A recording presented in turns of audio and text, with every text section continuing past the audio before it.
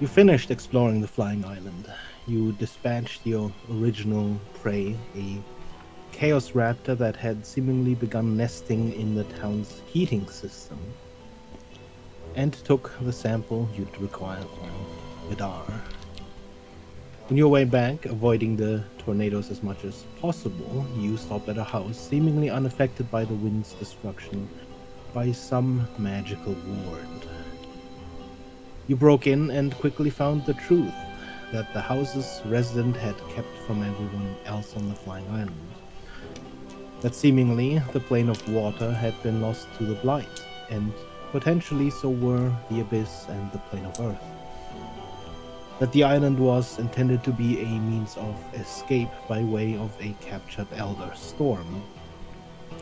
But somehow, possibly the rupturing of Arcanus, the air elementals had found them to take revenge and free the storm.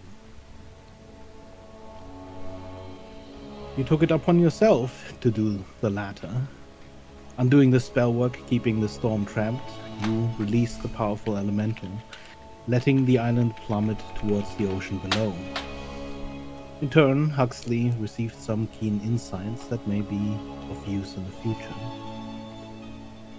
Then, back on the Dant, shortly after handing over the sample and talking to Vidar for a short moment, you then decided to resurrect the dead body of a siren you had brought with you from the island.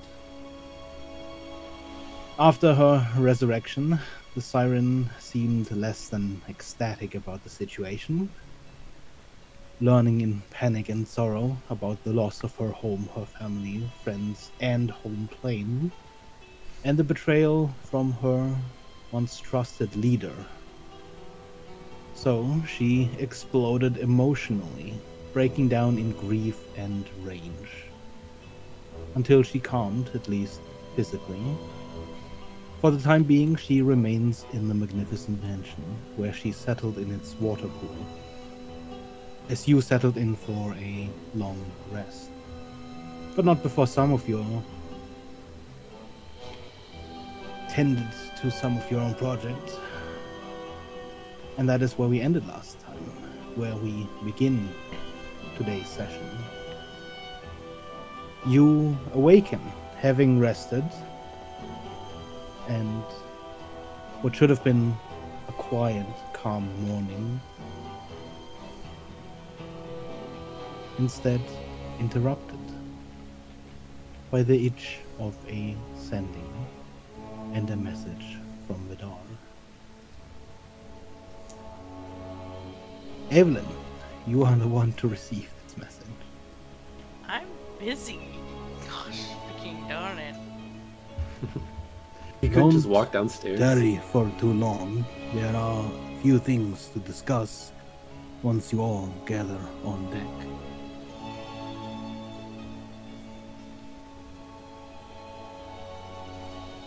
Right, I'm down in the lab. I'll let everyone else know.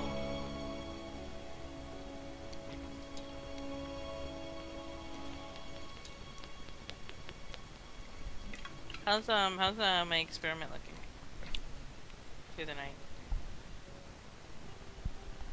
For now, the heart remains beating. You've tried several things, stopping it almost manually with your shock gauntlets, and looking whether or not it keeps beating. And so far, without a hitch, the heart keeps restarting every time.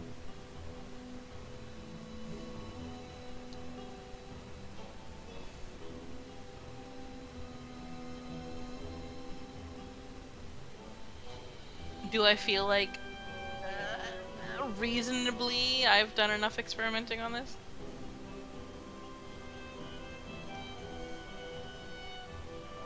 Go ahead and roll me an intelligence check.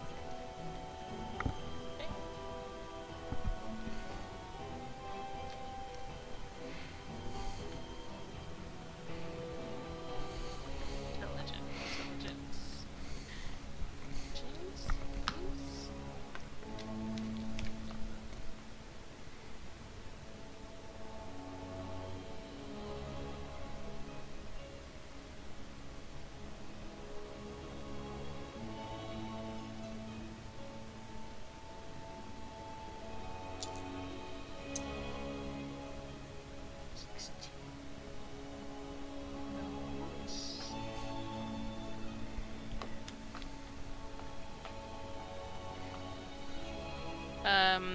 21.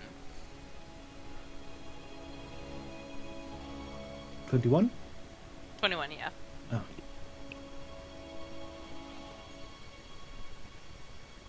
Given your current experiments, you would know that it being a magical item, it should be fairly safe from any direct attacks such as crushing or piercing. And therefore, barring such events as a complete obliteration of your body or disintegration, or potentially exsanguination, this heart should not stop beating. Then before going to the others, I wanna extract the heart. And funny you should mention disintegrate. I'd like to use my little gadgets. Disintegration ray. You just clear any evidence of the body. Okay. And Disintegrate was a then dex save, Ryan. it's it's let me disintegrate. Just like technically. Yeah, I'm double checking. It is a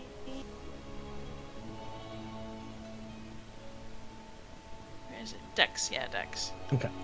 Then obviously, strapped down to the table, there is no chance that the creature is able to make this save.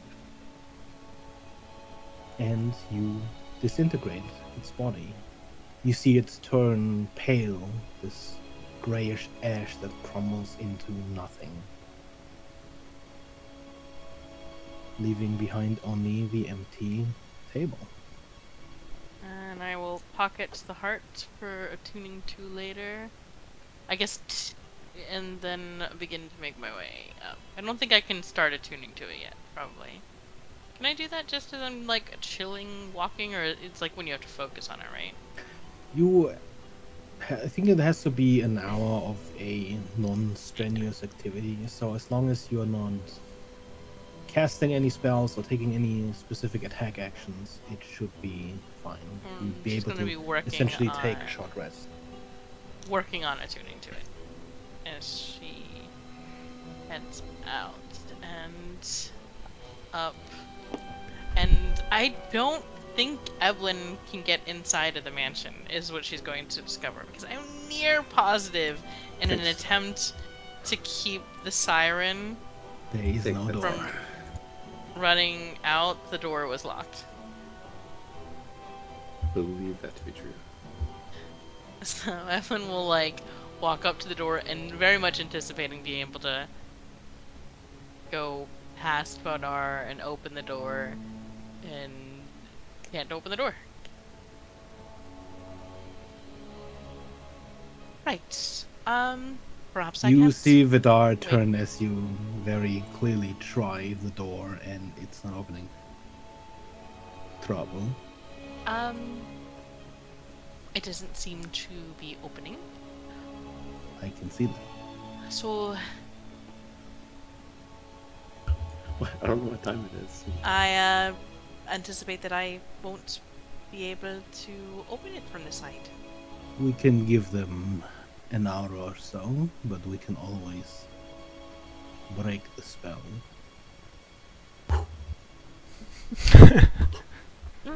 It is fairly early morning, but given that you didn't do an extremely strenuous activity late into the night yesterday or the day before,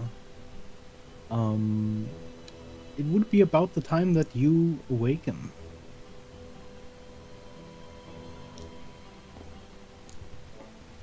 This would be the room. I have no idea if this is the wrong way around. I think. Seems about right.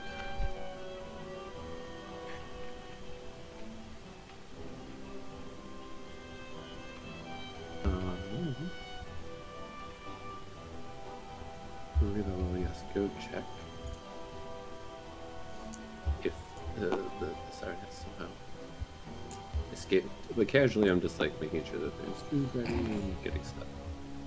You know. Much like you'd seen her yesterday evening when you headed off to rest yourself, you see her sort of slouched in the corner of the mansion's water pool.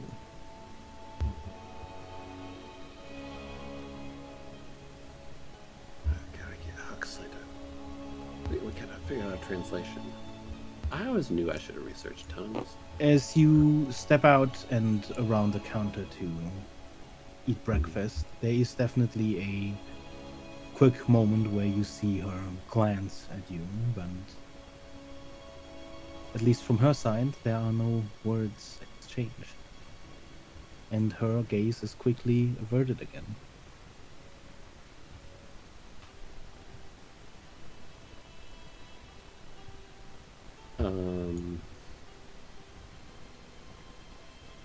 So I'm gonna wait for Huxley because Huxley's our only way of communicating currently. But I am gonna open the port at this point because it's not like she's like taking off on me. I'm playing with Huxley.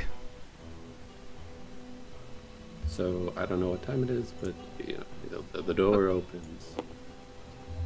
Yeah, Huxley will come out eventually. Do you, as you open the door, open it like physically and look outside, or do you just unlock it?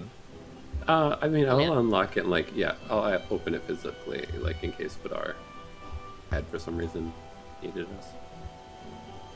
Then, at about a couple minutes after you tried the door and it didn't open, you see it open. You hear this sort of click and the door swings apart.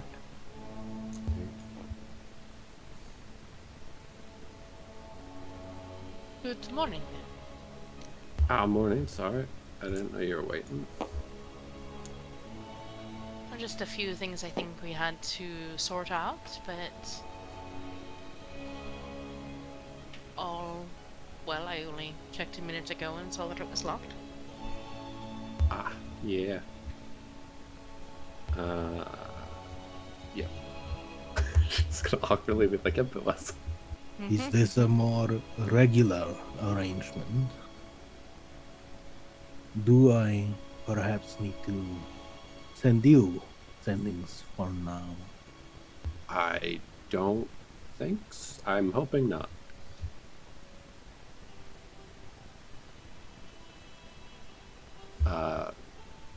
We'll work something out, right? And speaking of which, are we getting close to where we're headed?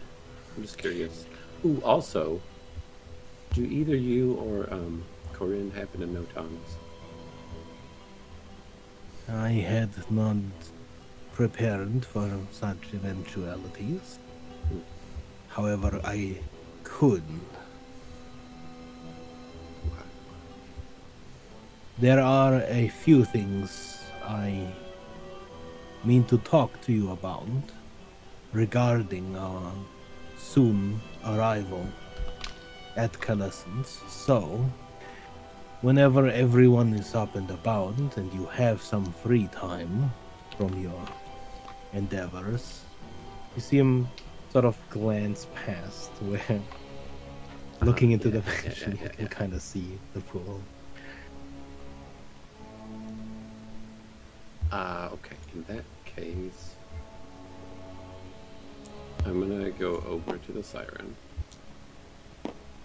and hand her my half mask of comprehend languages.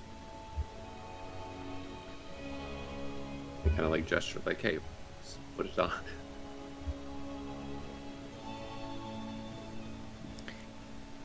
When she turns to look at you, there's a definite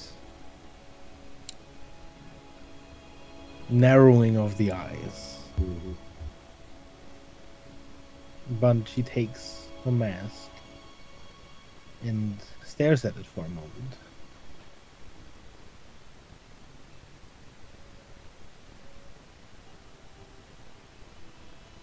Was the mask? It is not attunement. It's you. Okay. No. You see her sort of hold the mask to her face before she glares at you again. I think you can understand me now. I won't understand you likely, though.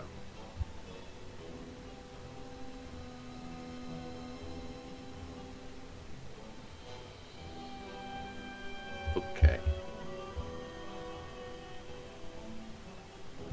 You can, pointing at Huxley.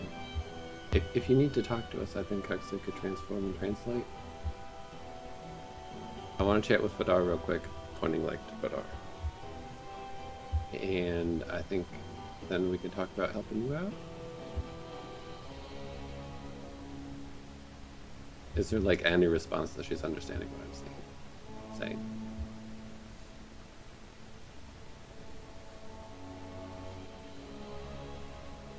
There's this sort of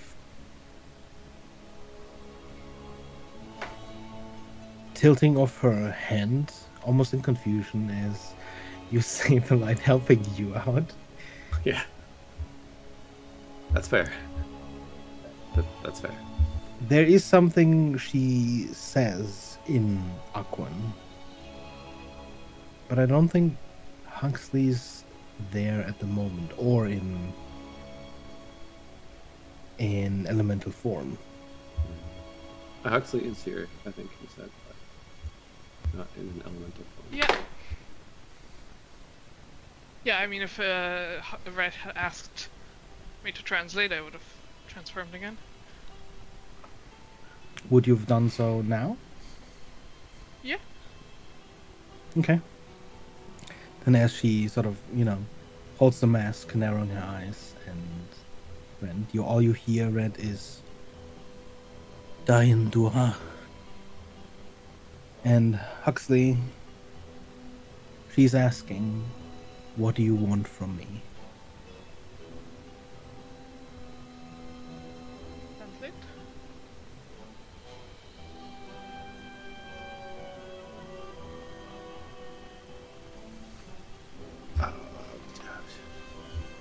So, I mean, we're all there, right?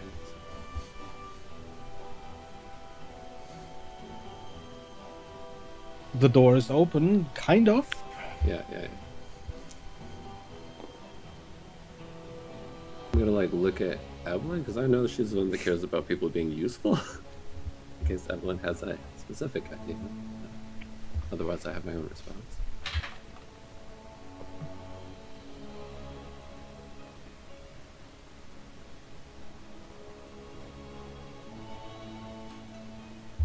If Evelyn doesn't have a specific request, I'm going to pull out the Aqua novel and the loot that I collected, and then basically tell her, just help us remember and avenge your people. The blight is coming for everyone, us too.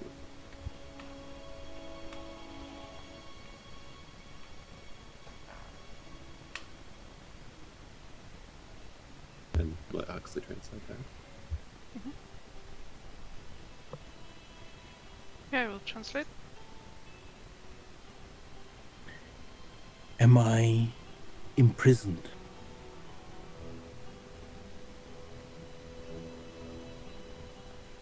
No.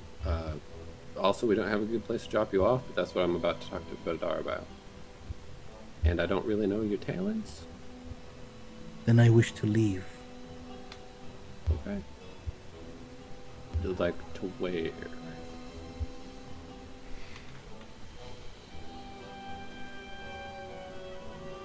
Also, that was another question. Again, I need to talk to Vidar about sort of. So to you, it's possible that I could transform you into something that could help you out more on this plane? But I certainly wouldn't want to do that without your permission. Or you wanting that. You have water in this world. Yes, of course, of course. Below us And that is somewhere. where I wish to go. Alone. Okay. All right.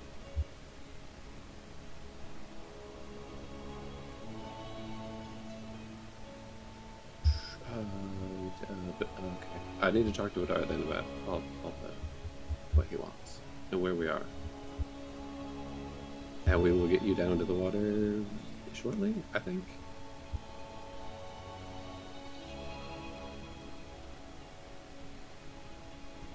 Is there anything that you can tell us about the blight coming that could help us fight it? You read I- the letter. Yeah. I do not know more. Okay.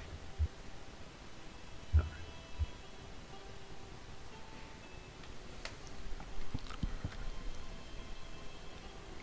I'm gonna like step out to talk to Adar then.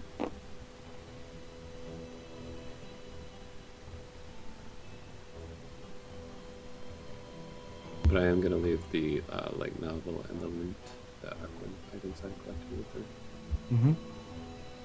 Just leave them sort of on the ground there, or do you place them specifically towards? Yeah, I'll like set them on the ledge or the edge, Okay. whatever.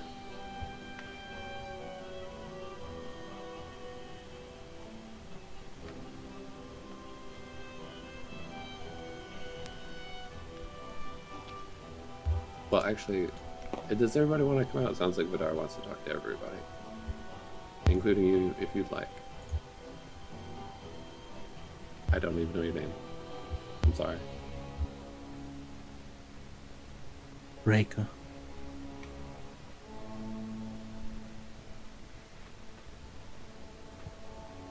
Whoa. Okay. Right. No, I don't talk to Vidar. Didn't even ask her name.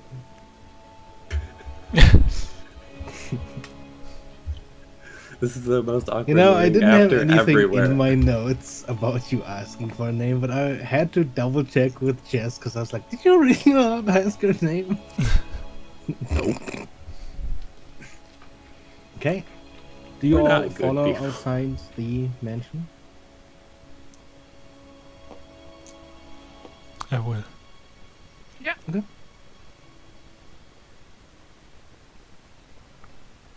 Maybe step outside. Outside the dance, throughout presumably the night, the dance has neared the storm, picking up a great deal of speed. The force of the stray gusts has become somewhat of an ordeal to deal with, at least outside of the mansion. Undeterred by the dart's effort to counteract every minuscule shift, tilt, and shake from the powerful errant winds, there's this inconsistent periodic tremor that vibrates through the airship's frame, making it almost somewhat hard to focus. As you're on the bridge, through the windows of seemingly now constantly closed doors, you see a terrifying view of the storm cell dominating the horizon. No matter where you look from the window, you see nothing but the storm. The colossal spiral of dark, billowing wind streams.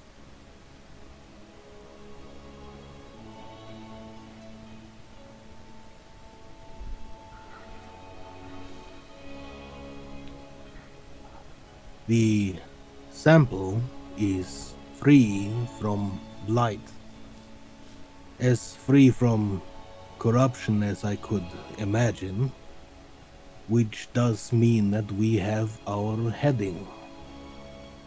We'll skirt along the storm's edge and soon arrive at Calessence.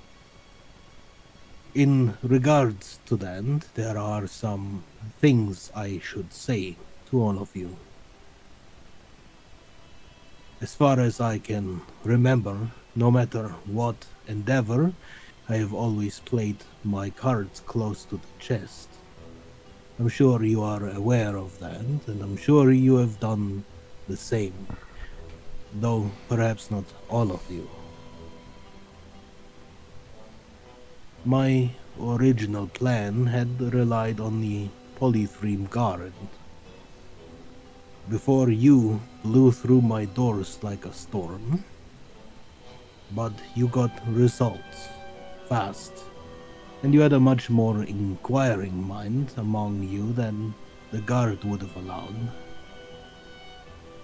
Whatever the case, I think we would not have made it this far had we not chosen to work together. At this point in our journey, a lot can happen. A lot has almost happened. And should any one of us die going forward, and barring the possibility of resurrection, this is all the lead we currently have.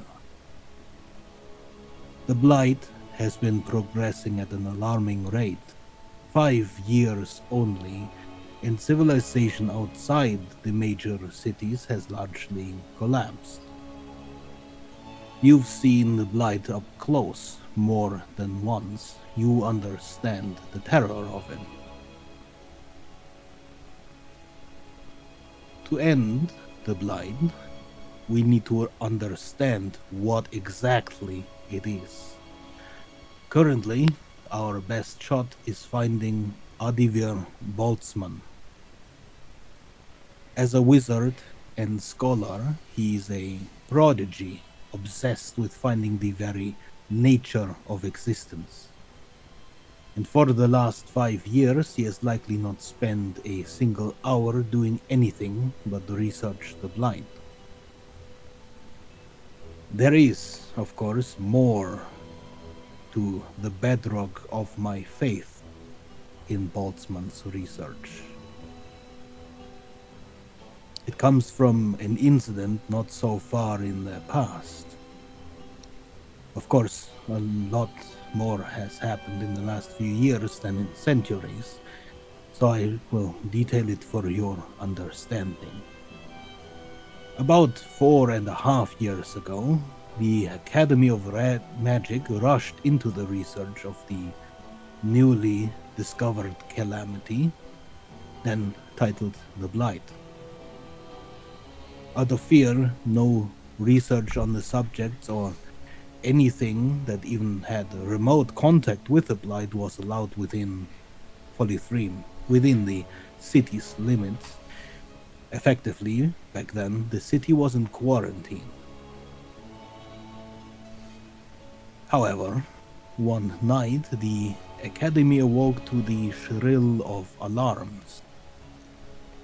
Somehow, a tiny, minuscule creature, a thing of the Blight, had appeared.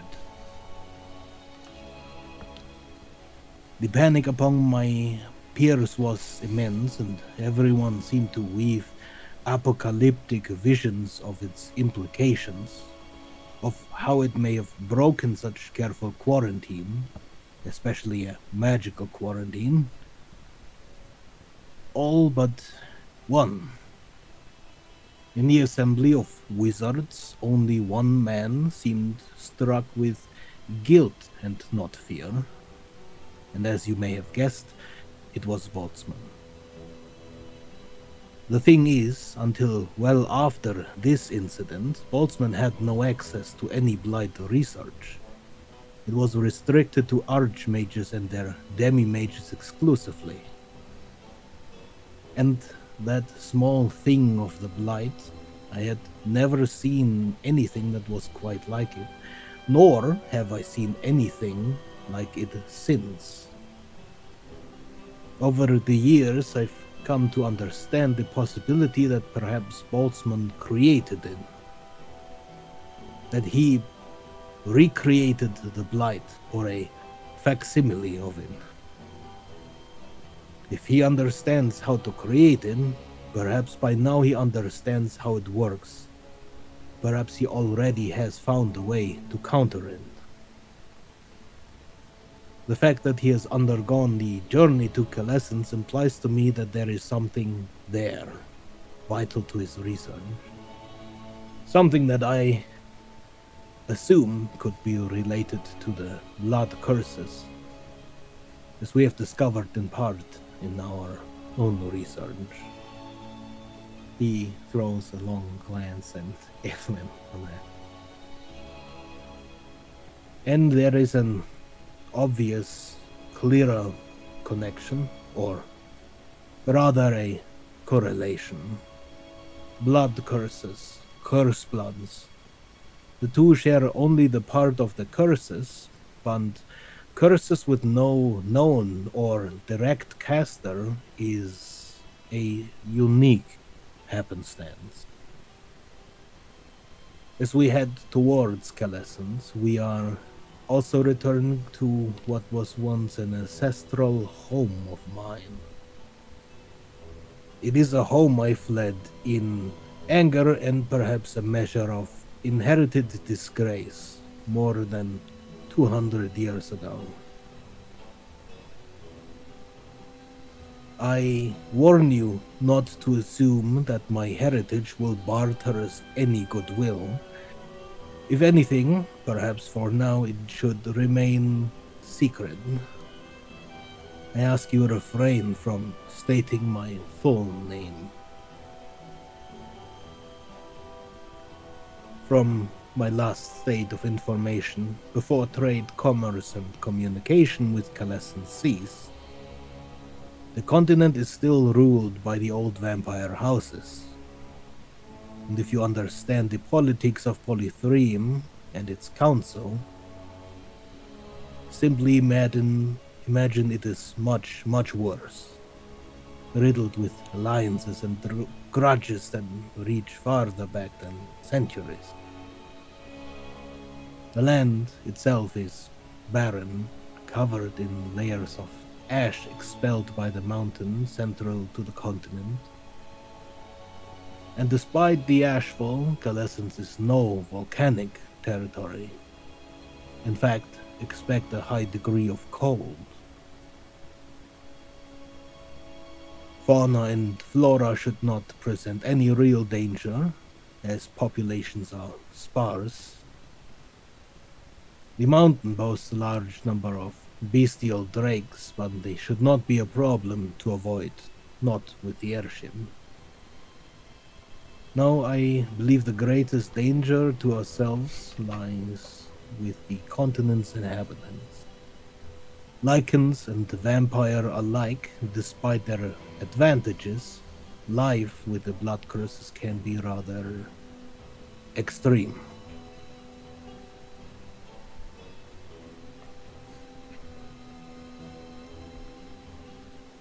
Were there any questions you might have had? What do you want us to call you then? For the time being. Vidar will serve, so long as you remain mum about my last name. Alright. Which I am sure you will remember. He says this with a certain degree of sarcasm in his voice. Well, I just answer, I don't, and I don't mind.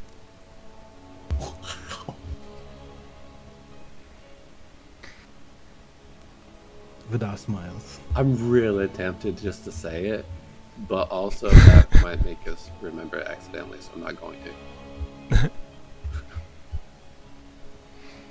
Hugs looks very confused, like, "Oh, you have a last name. Yeah, How can you have a last name? Like you get called that when you're dead? Do dead people have?" He's very confused when it comes to For the purposes going forward, it is probably for the best that you are confused. perfect. All right, we'll just leave it there. But our passenger would like off at the most convenient watery place. I suppose releasing her into this storm would be irresponsible. We'll be coming up on the shore of Calessens. There are waters around it. That sounds very reasonable. Will that be, what do you think, today, tomorrow, the day after? The morning of the following day, most like, given we have a straight path ahead Gotcha. and no further interruptions. Any plans for today then? Prepare.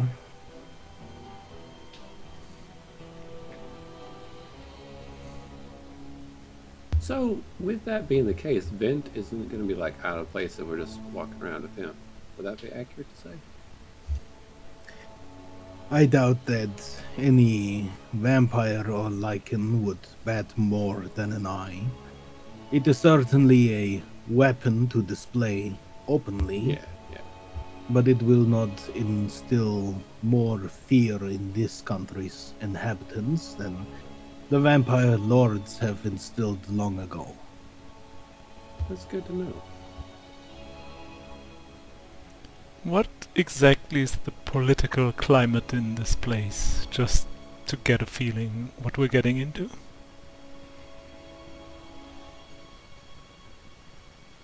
Imagine a vampire shakes your hand.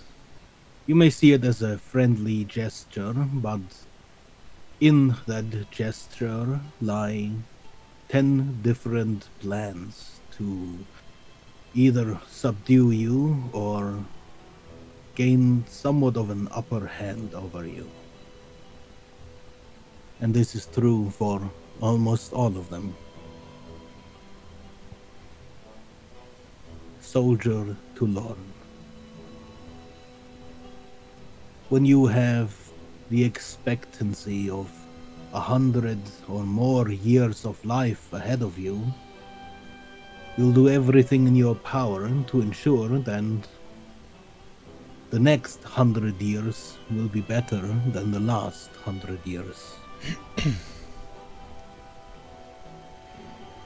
And As for lichens, I cannot say in such detail. They are part of the same population, but their lives are rather short and different. do they get along? Vampires and lichens? To a degree. And is like everyone a vampire or lichen, or is it more like the higher society and the rest is still humanoid? Or is it like mostly vampires and lichens? There was a large population of, you should say, uncursed humanoids some time ago. But with the blight cutting off trade and commerce, who knows what has become of them. They may well have embraced one of the curses at this time. Or they may have somehow remained human.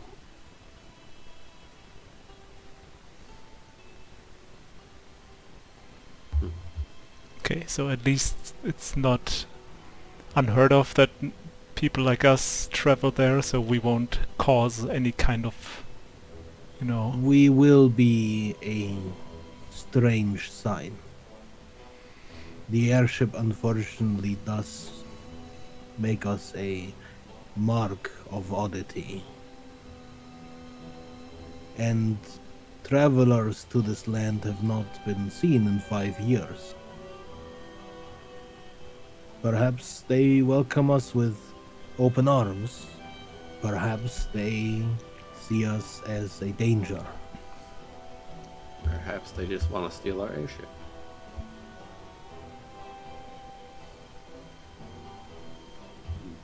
Okay.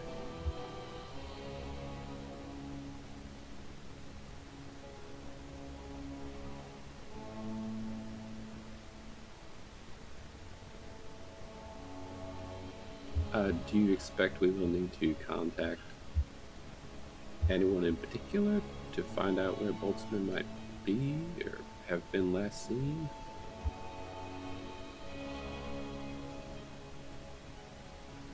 Boltzmann is clever.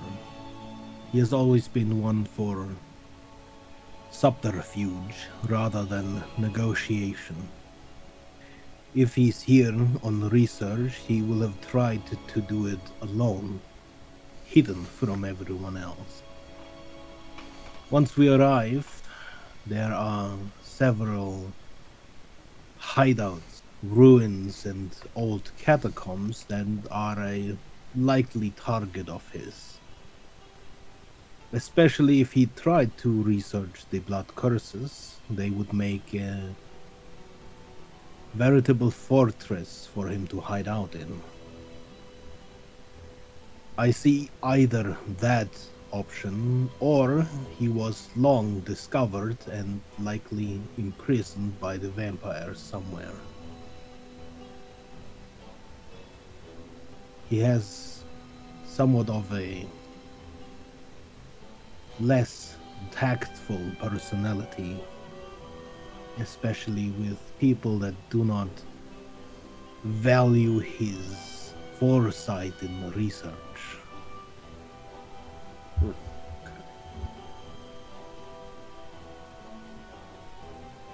So where do we intend to go first then? One of these ruins, or to somewhere we can find out if he's in prison? I would try to avoid contact with the vampires as long as I can. Sure. Once we arrive at the shores of Calescens, I will search for any magical traces that could belong to Boltzmann. There are several catacombs spanning the eastern coast of the continent. It is a good place to start.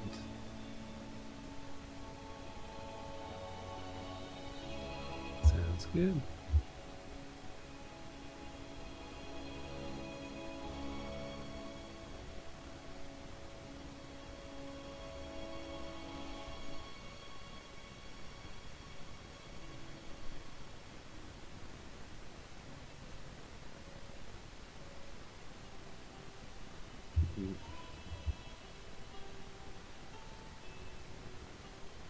I don't think I have any other questions.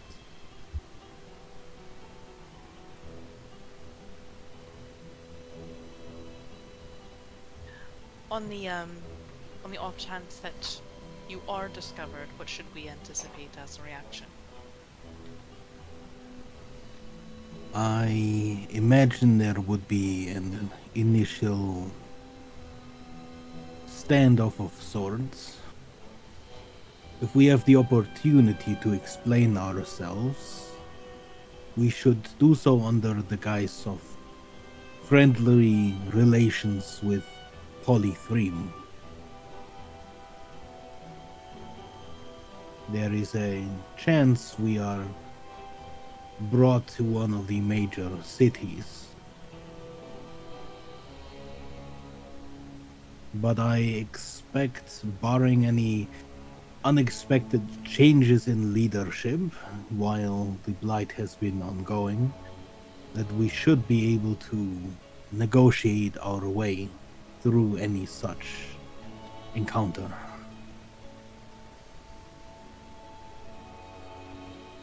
To the most part, the vampires are reasonable. Okay. Good to know.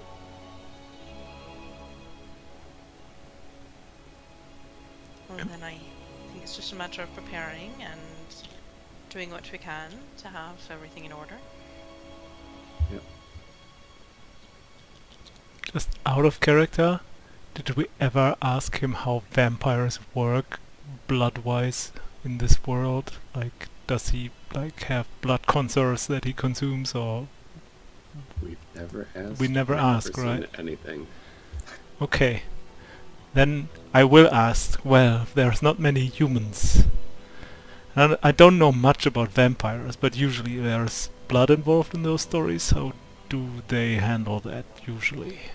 Especially if like some fresh blood packages come around the corner like us.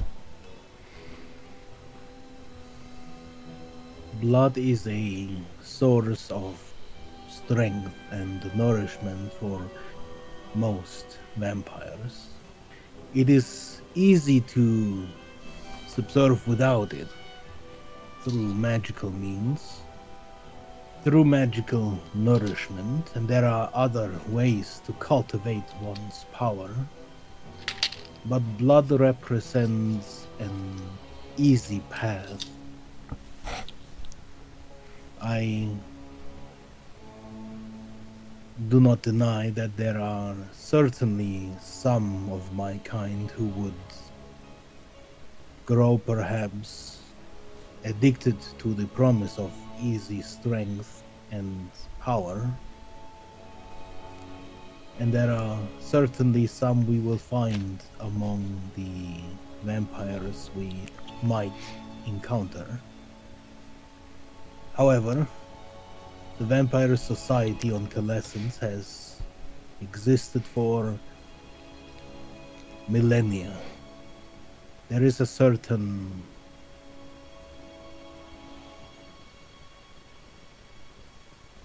procedure to these things. In that regard, I do not fear for your safety. Just make sure, should we end up in one of these cities, not to run down any dark alleyway you find. Which will be all of them, likely, with the volcano. Well, not a volcano, but yes, the ashfall. The ash. Yeah, sorry. Right. Okay, so that's an interesting point you just brought up about existing a long time. Is it possible that some... How do I ask this? Is it possible that Boltzmann might have also come for old knowledge? Like, we know this thing has happened before with, Romo and such. I have never heard in the history of vampires that there was such an event. I know well that they've been around since the discovery of the plains and the reconnection of the plains. But where Gromo talks about a cycle spanning immeasurable years, I do not know of a vampire who has ever lived that long. I do not state with proof that it is not a thing. The true limits of vampirism have yet to really be tested. But at least I have never heard of such a thing in my time. How do vampires perish then? Through old age or not enough nourishment? Immortality from time does not mean an immortality from wound. I see.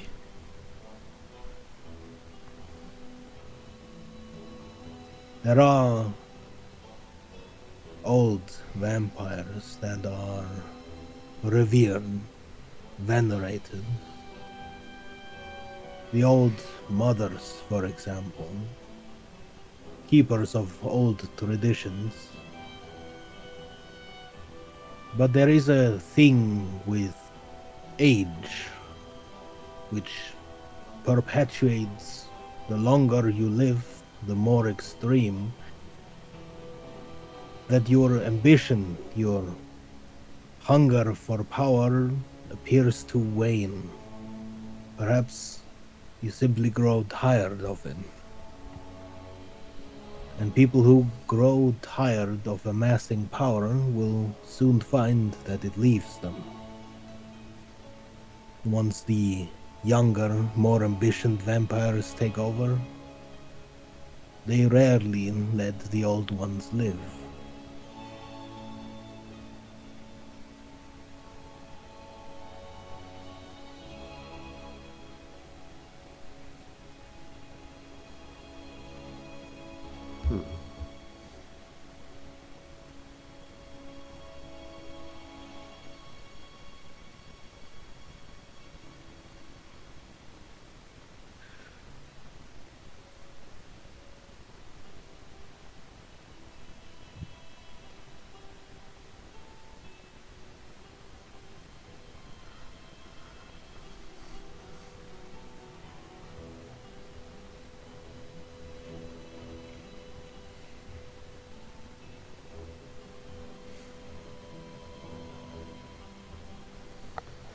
guess we will prepare then.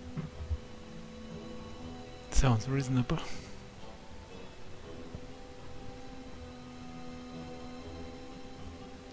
Hux, let me tell you about last names in the meantime.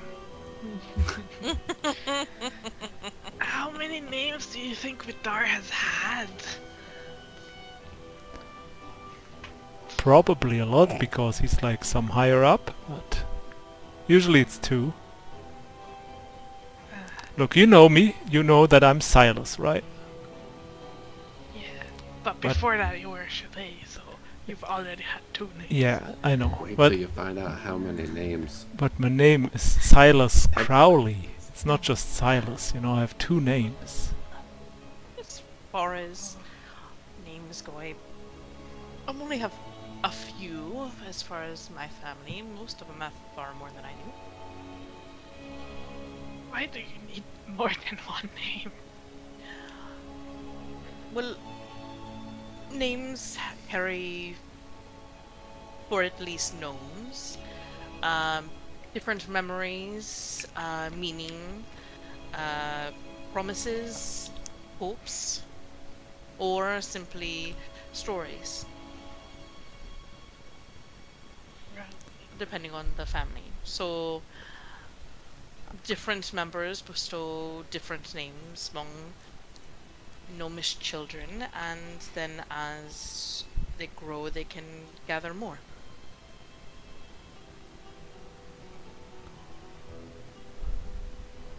That makes sense.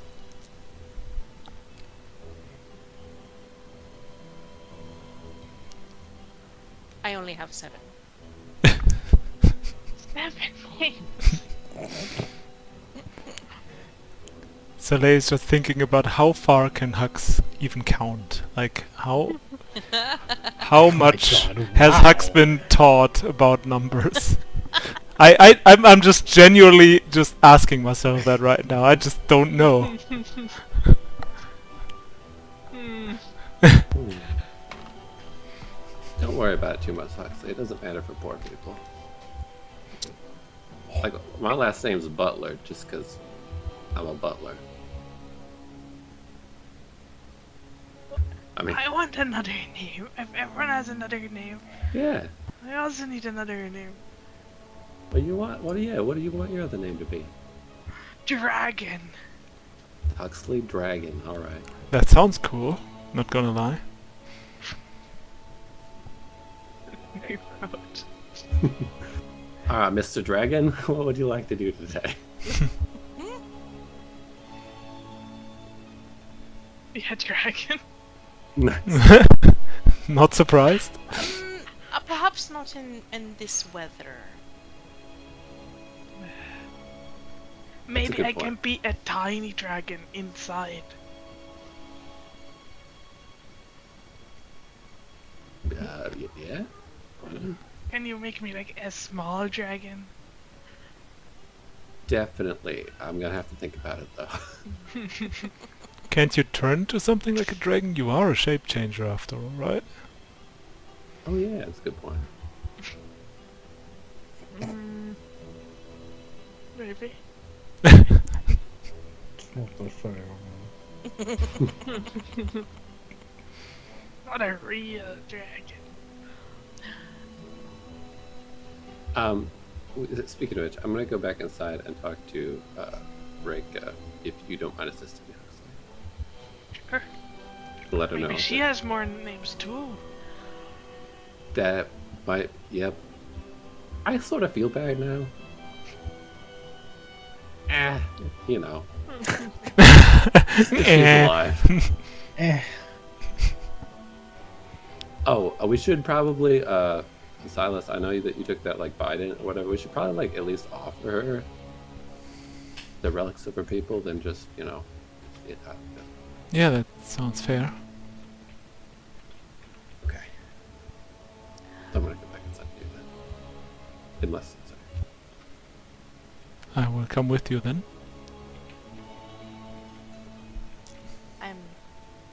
Evelyn will just kind of head back downstairs so she can finish. Doing Ablin things.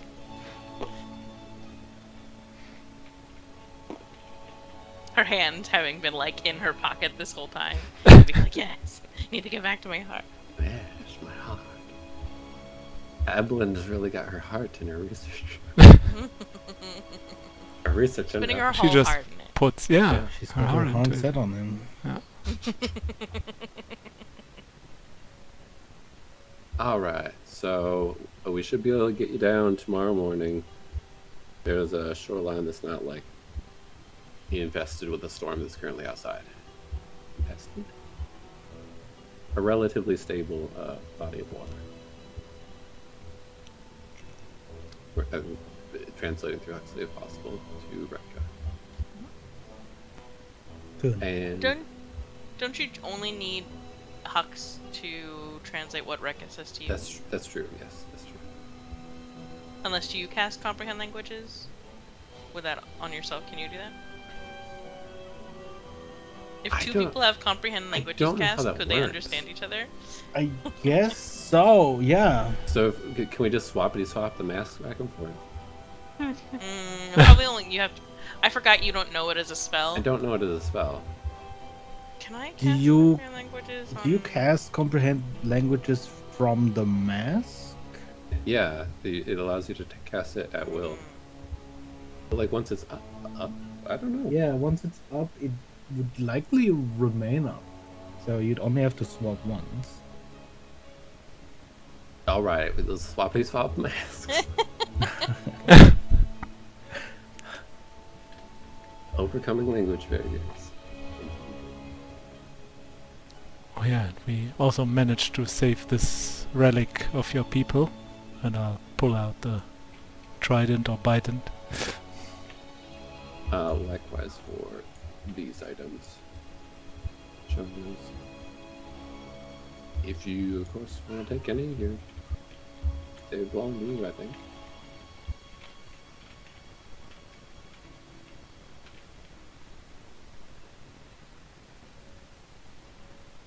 You see that the book currently lies in a sort of different place next to her, as does the loot. But as she eyes the objects you offer,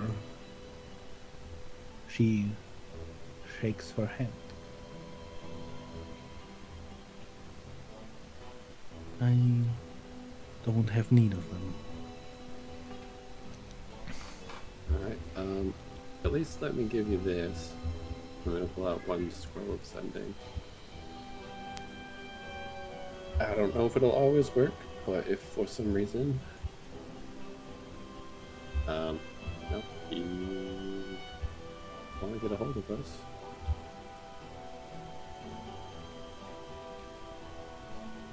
Also, I need You see her take the scroll, and as your eyes meet again, there is still sort of a slight narrowing to them, but you see less of that range. I understand that there's a debt I owe for this, but I will choose when or where to repay. Oh, yeah, of course. I mean,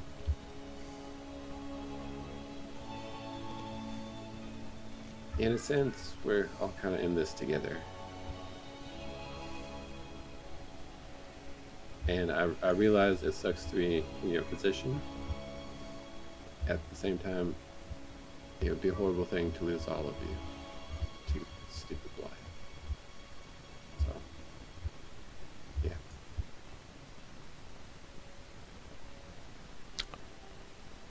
We've lost a lot of people from my home recently. And canister Yeah, what the heck from is that? yesterday. It's still sitting here in a chair, I think. They used to use them as bombs. It contains strong water elemental. Okay. Though that water elemental too might be one of the last of its kind.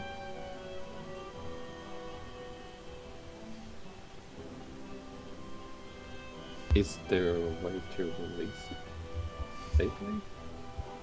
Oh, you break it. But a water elemental may not see you as its ally. Okay. Would it be reasonable to release it into the water then?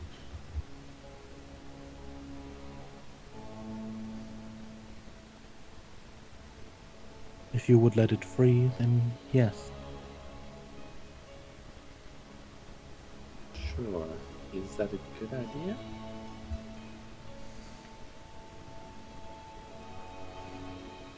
With your airship, there is little chance of it harming you. Okay.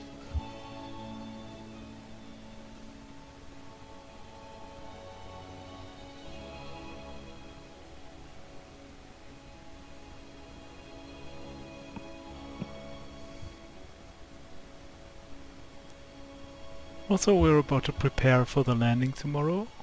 Any favorite food or something? We can prepare you some provisions for your journey. Yeah. If you have waters, I can find my own.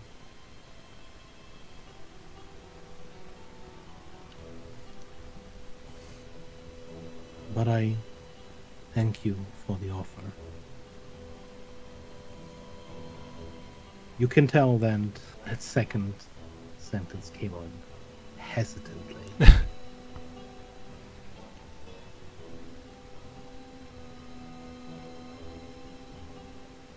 You're welcome. If there's anything else we can do, just let us know then. Yeah.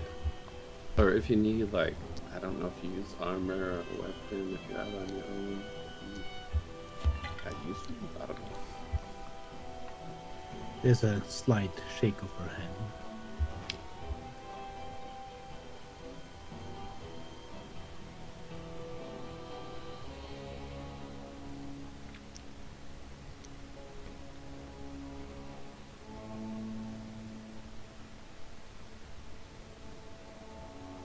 Oh, yeah, right. We found several, like, pearls and things that we would consider pretty valuable. Is that anything that's of use to you at this point? I don't know if there's, like,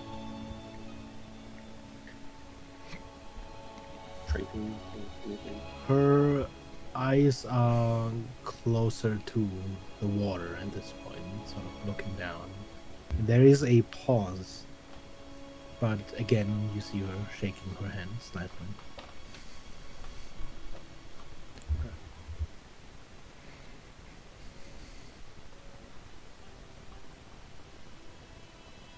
Well, if there is anything that you want that you can think would be helpful, or that you think would be helpful for us to know, we'll be around today.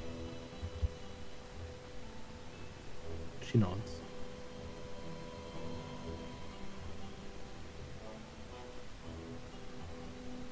With that, I'm gonna go about my plan.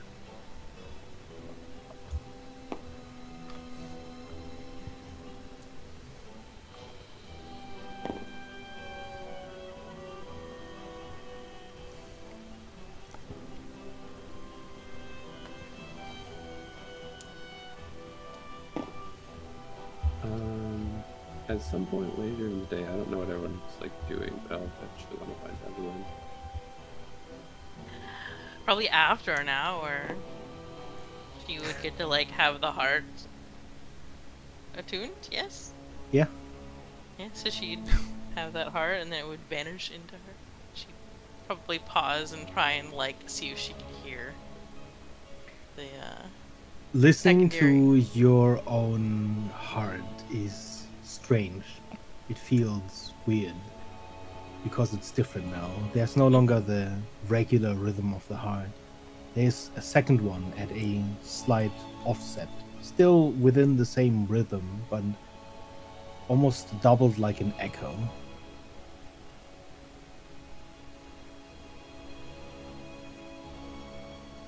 As you have two hearts beating in your chest. Evelyn is very pleased. She would probably depend. How long would it take before Rhett would go looking for her? I'd probably like most of those, like maybe 3 hours in the morning around lunchtime. She'd probably be like doing random exercises, stretches, like limbering up, kind of like in a weird way of like trying to test out her reflexes and things like that. Oh my gosh. We're gonna have a gnome Astartes over here. 2 hearts. Marshall. Oh my god. It's There's just a gonna be the Wants start. the organs to go. Right. There's a slight difference in speed, so she's trying to accommodate and adjust and get used to that. Oh. In the meantime, I will pick up the water elemental and put it in Question. my thing. Huh? Does Evelyn try to drink alcohol?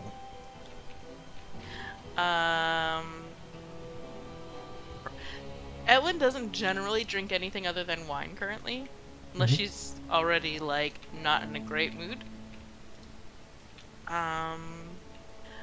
I don't know if she'd try it to test it, but Okay. I don't think at this point in time she would have had it consumed Okay. any alcohol.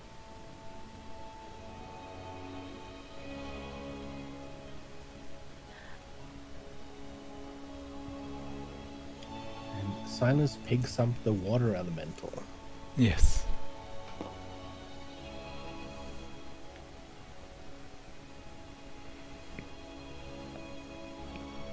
Might as well make releasing this thing fun during a fight maybe later on.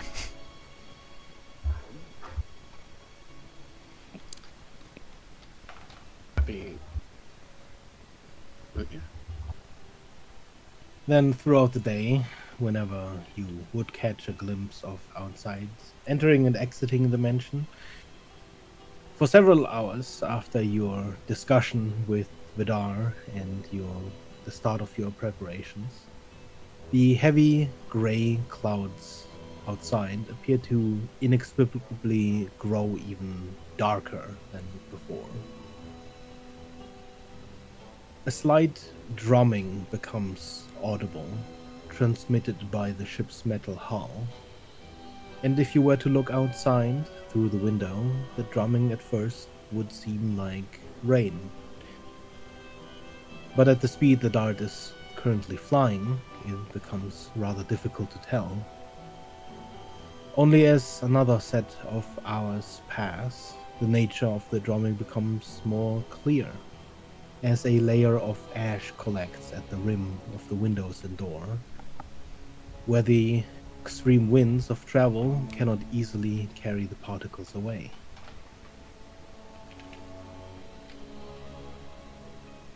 Is there anything you guys do during this day? We're finding Evelyn doing weird stretches on the cardio guy. Doing surprisingly well, actually. Good, good. Would you happen to have time to look at one thing for me? I should. What do you need me to look at? We just found these diamonds, and I could use this like whole big one in spells, but it'd be easier or more efficient if it were divided. I could probably break them down a bit. If that's what you're wanting. Yeah, just I've got 2,000 gold-sized diamonds. Could really, I mean, if I got 400 or 500. So. I think that's something I can do, Becker. I have a jeweler's kit. And... Yeah. Cutting a diamond into 2 sections would be a fairly easy endeavor. I shall do so then. Thank you. Also, Red, I think just for your own reference, I think I've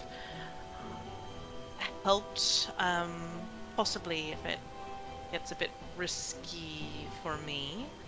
Uh-huh. I should be in a better place now. In which I'm like looking at it like, are you? Oh, Do you have armor more somewhere, or like I don't? Um, no, I have been working on something that I think I've finally pieced together and was able to work out all the bugs with, and attuning to it seems to have been with good results. So it took a bit of Okay. time and research, obviously, but it should at least stabilize me. Okay. So, in the sense that like you may not require a death ward, is that what I'm understanding? I don't want I to miss. imagine I don't if want to there was a misunderstand. significant amount of damage, there would still be an air of caution, but any sort of normal wound or injury that would have brought me down if I was in the midst of dying, I should be able to stabilize myself. Okay. That's great. That sounds very helpful. Yes. Okay. You know, you may want to tell Silas as he's the one that's supposed to be bodyguarding, or not. Like I don't, I don't care. Maybe he should also still do Um, that because it's his job. But like, I just maybe give it a little bit of time. okay, yeah, sure. If the timing's right, I'll make sure to bring it up. Sounds good.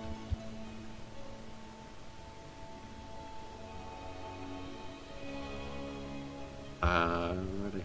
Appreciate the help with the diamonds, and I'm gonna go, I guess, talk to a dragon or something. Mm, try not to cause the ship to get knocked Yeah. I know. sideways I and know. all that. We're in a ash storm or whatever. Yeah. What do you think a small dragon would be? Like could you do something like a pseudo dragon? Pseudo dragon. Yeah. Okay.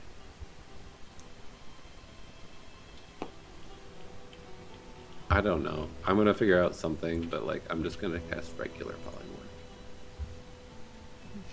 into something pseudo dragonish. I don't know what creature that would be exactly.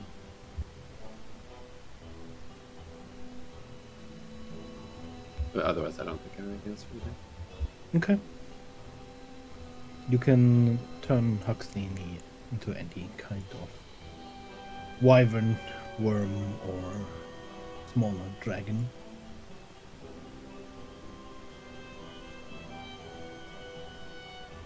Nice. During that time, of course, opening the door, there is a wash of ash that floats into the ship, which you find Corinne throughout the days picking up and cleaning up as she starts packing it all into a corner. Yeah, that's a good point. Speaking of which, Corinne, do you have your spellbook back? Do we need to get you one of those at some point?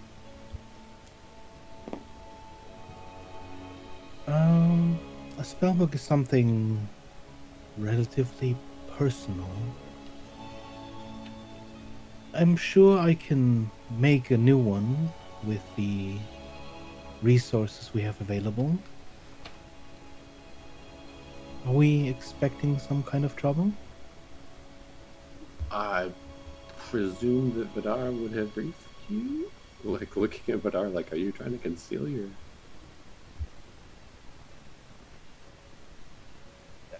He's mentioned Calescence, but he said there wouldn't be too much danger remaining on the ship. I mean, that should be true. You see her throwing some cyanide towards Vidar, who stares I'm like, straight ahead this is sort of awkward. towards the window. I remember most of my signature spells, at least. Okay. I think the only spell scroll I have right now is sending. If you want to copy it. There is no need. I can remember the words. Right. What kind of magic were you specialized in?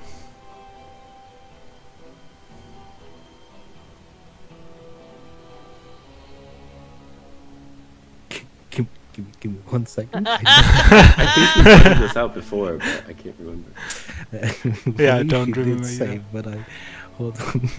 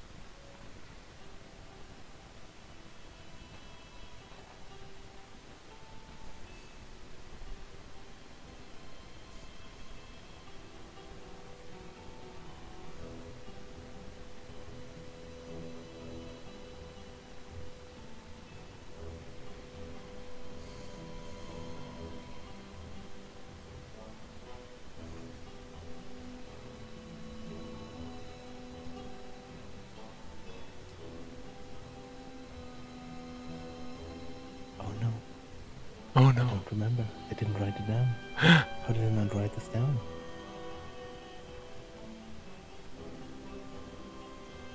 I mean, we know she worked at the Legend Forge. In some way repairing or creating those. If you didn't write it down, there's nothing written in stone, so you can make it up now. Well, here's the thing. There exist fonts. I believe it was conjuration. But I'm doubting myself.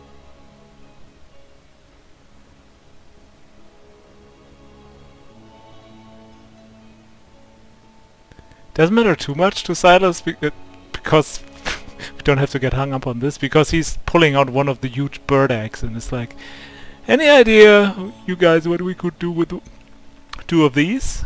Oh, right. Not a clue. I mean, that was a weird bird, and I don't necessarily want another one, but I mean, I totally want another one, but like, you know, as a friend. Well, many birds lay eggs. Not all of them hatch into something. Are you sure it will? Well, I guess we'll find out.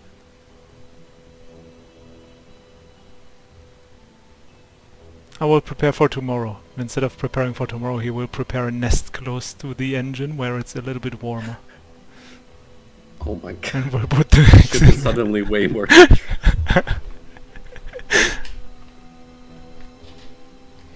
If you let us know, I'm definitely going to tell Corinne that it might hatch. You might have to find them yourself.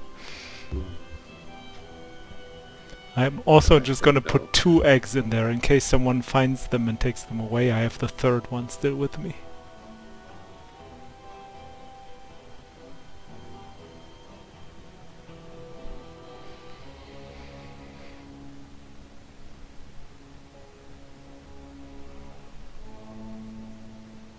But then I will also prepare for tomorrow.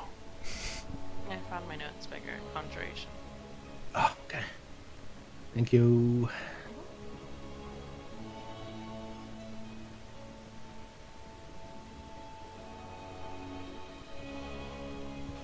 Okay.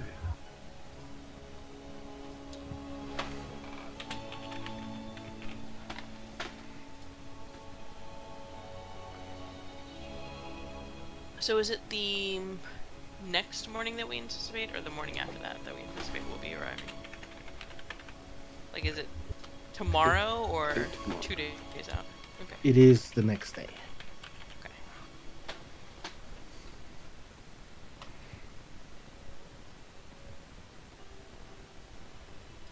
As you would get outside as well with Huxley, you quickly find that it's actually quite hard for Huxley currently to fly any distance away from the airship. Oh no, the point of becoming a small dragon is to stay within the ship. Oh, right. So Okay. I will just be a terror with inside of the ship. Okay. Good, because the ship is going really fast. I'm thinking like a pterodon or something. We've seen something kind of like that. Mm-hmm. You did. Yeah, you're basically you're a little pterodon. There you go. Flying around. Reaching, I don't know. Whatever pterodons do. Just fly around, screech and bite things.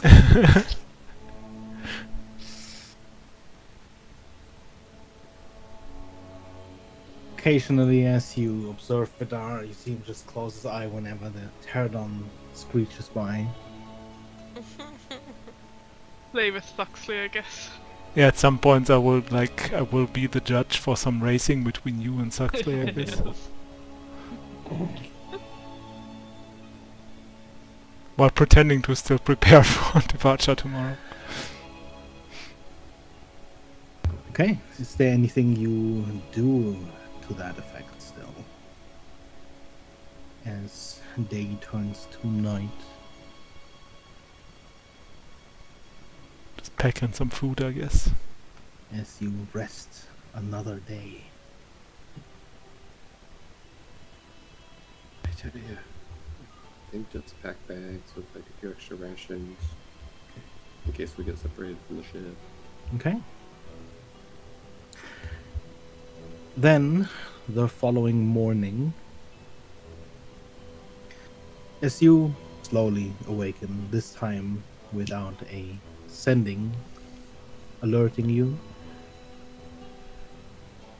as you eat, as you start wandering about the mansion and the airship, you'd notice as the dart slows. Audibly, you hear the thrum of its magical engines pitching lower. The ashfall outside, which previously had been this blur of grey, becomes more visible, much like a slow and heavy snowfall. You see these thick flakes of grey drifting through the sky, settling along any surface they can find, even upon the dart's deck, now that it has decelerated. If during this time, during the late morning, you would be looking out the window, you'd witness the dart slowly dip beneath the clouds, revealing a vast sight before the flying ship. The coastline of a wide and grey continent. At first glance, one could confuse Calescence as an icy continent of snow, simply darkened by the cover of slate-grey clouds hanging low overhead. But the longer you look, the snow of the continent seems simply too dark, too grey. The ashen landscape stretching into the clouds at the horizon appears almost entirely monochrome, as if time had stopped for you once again. But the ashfall continues to fall.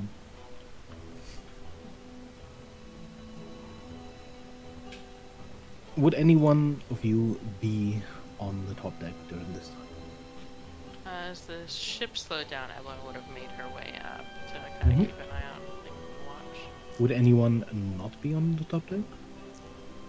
I think knowing that we're coming up on it, I'd definitely make a point of being Yeah. available. And I'd also invite Rekka to the deck as well, knowing that she may well want to get off soon. Mhm. Then, as the dart in its low flight reaches over the shore of the continent, where dark black waves carry ash out into the sea in these clumps of foam, as the waters clash against the slate rock, loosening these fragments, the dart begins to descend. Most of the land stretching before you consists of rolling plains and dunes of this grey ash, interjected only at a few points by larger growths which appear like colossal thorn shrubs the size of small forests, piercing through the cover of ash. And near the coastline, the dart lands.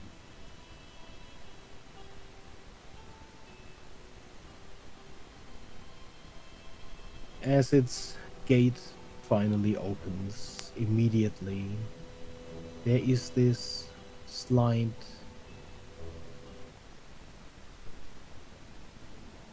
dryness to the air. The air itself appears thicker, almost dusty, and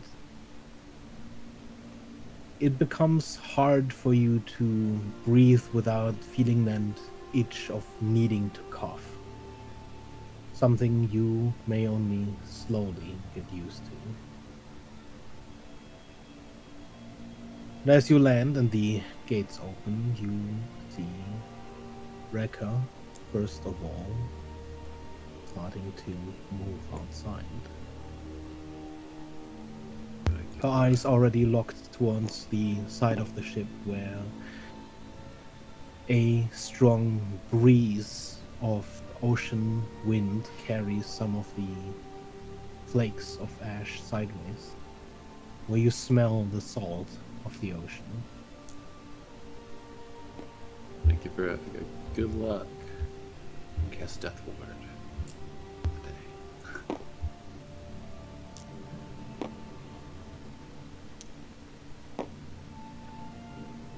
There is a moment where it looks like she's almost about to say something, but instead she nods and you see her move over the side and slide down, making a way towards the cliffs where she dives into the water.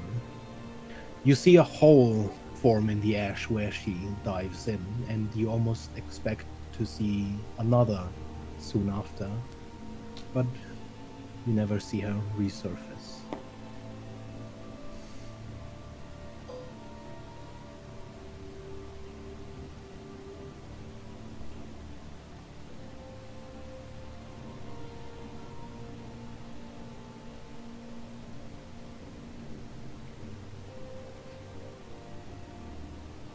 Corinne remains outside for a moment longer, even as the dart's engines start back up, before moving inside. Our first destination is not so far from here. There are only minor fluctuations of magic. If there is a trail, it will be an old one. I do not expect to find Boltzmann there, but we might find some clues as to its whereabouts. If memory serves, it is an old catacomb, so you'd best be served with not disturbing the rest of its inhabitants.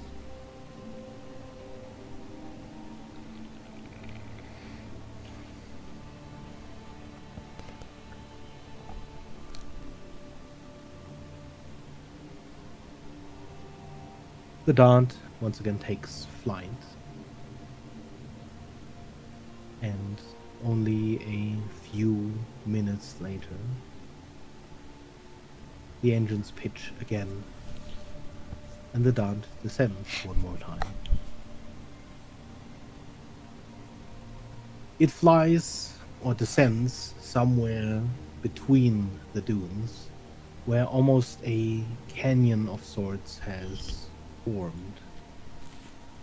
For a moment, it looks as though the dart is going to land or fly directly through the ashfall, before it, skirting alongside this canyon, lands near a large cave.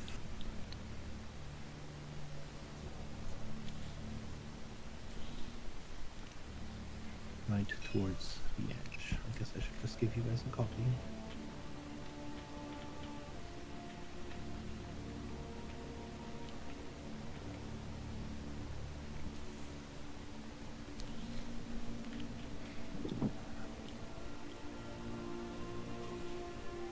Much like you'd expect landing in a desert, there is a cloud of dust emanating from the sides of the dart as it lands, displacing the air. But unlike sand or snow, the ash hangs in the air much longer, like a cloud of smoke. And so we are the first of Gowron to step foot on Calessens, likely in the last 5 years.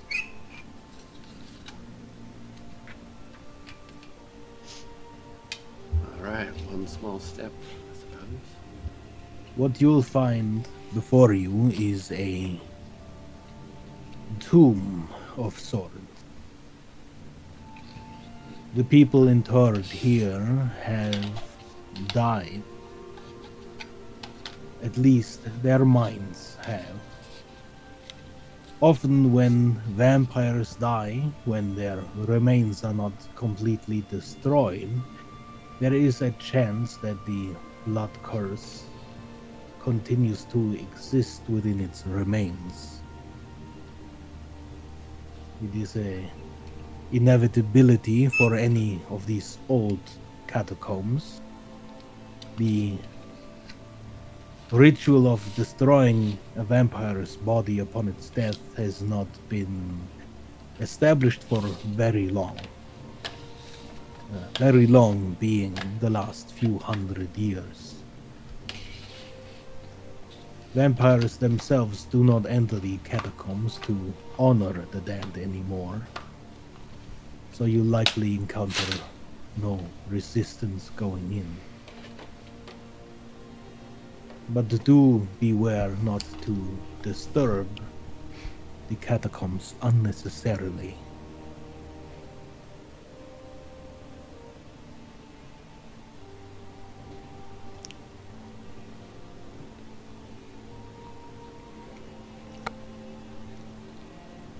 Does the entrance to the catacombs look like it's large enough for a vent to easily enter or exit?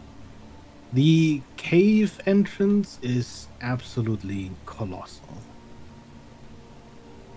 There seems to be no issue for Vint to simply walk through.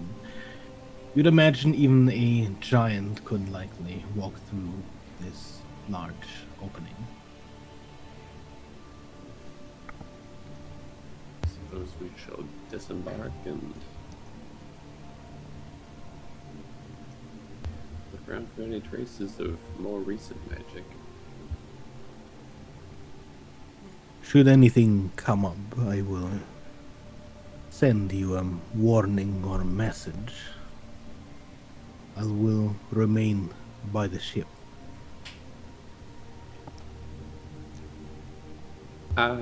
Incidentally, what area would Boltzmann specialize in?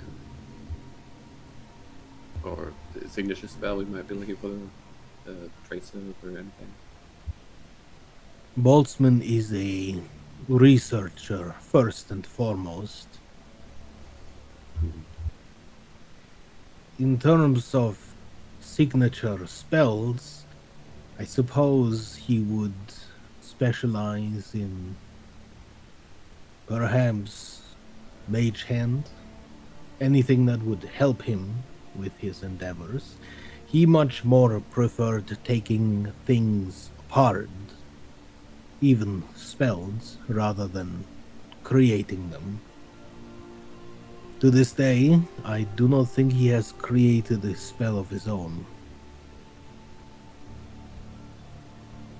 None, at least, that he shared with the Academy. Okay.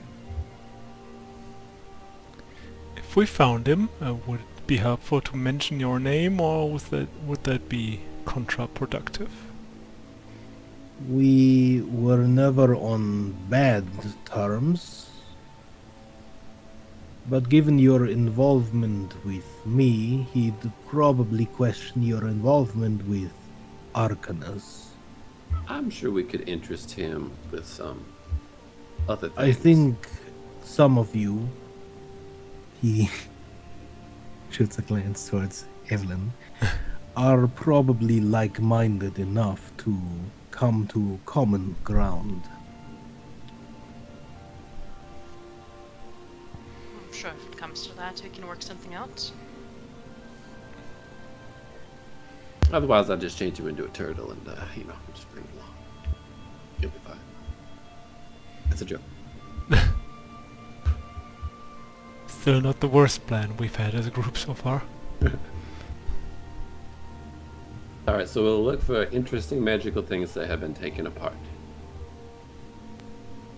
That should be relatively... Boltzmann's research is always involved large-scale equipment and similar methods. Okay. So if he had been here, I'm sure you will find some sort of physical evidence.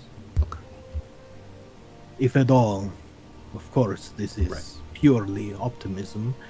There is a clue as to where he would have gone next. That is the preferable clue to bring home.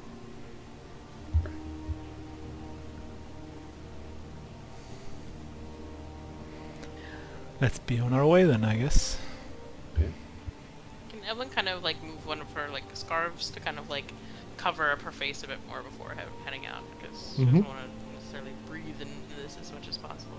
Yeah. But Likewise. she'll step out and then say silver quartz to open up the chamber and have it step out. You then step out and step over the railing of the ship down into the ash, where again there's this cloud. And quite noticeably, as Vind lands in the ash, you see him descend into the ash quite a bit, almost halfway up his lower shin. If you yourself had jumped down, you would have probably been mostly under the ash. Yeah, Evelyn will just sit on his shoulders as she looked at. We'll probably How hover lightly do on the the broom. others disembark? Hover lightly on the broom. I'll offer to Slayer Silas to also be on the broom. If Yeah. anyone would like. Salas gets on the broom and is also thinking already about how much does this ash match my fur color? How good am I gonna be able to hide somewhere in there? And like, yeah, I'm just already trying to think about those things. Planning ahead. Okay. It's an As you begin your advance forward, as wind steps, holds into the ash below you, from the sound it makes, you can infer that it is packed quite tightly. Even though wind sort of sinks in, the ash has almost compacted to the point where probably in not so much time, it would become almost solid. In fact, looking around, most of the rock you see appears to be compacted ash. Compacted for long enough and potentially even exposed to enough liquid that it has become a form of cement on its own.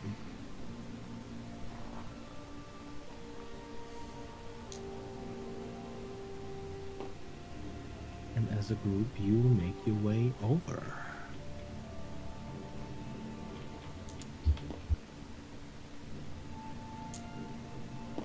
Huxley Dragon. Oh, am I a dragon currently? Oh, you. No. No, I named you Huxley Dragon. Oh, right, on your- right, yes. That's the name. I was just about to ask. Absolutely need our radiant cannon for vampires. I also named Vidar something. Oh no.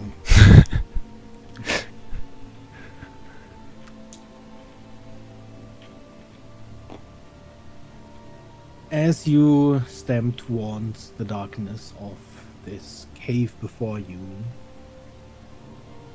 there is a slight fog around you, seemingly at all times. Every now and then, being inside this canyon, you see ash sort of overreaching the cliffside, break off, tumble down, and again add more particles into the air. But through this veil of ash fog before you, you see that the cave does not appear to be the catacomb itself. Somewhere through a broken ceiling in that cave before you, you see light, illuminating a massive construction. Underneath this ceiling of gray ash cement.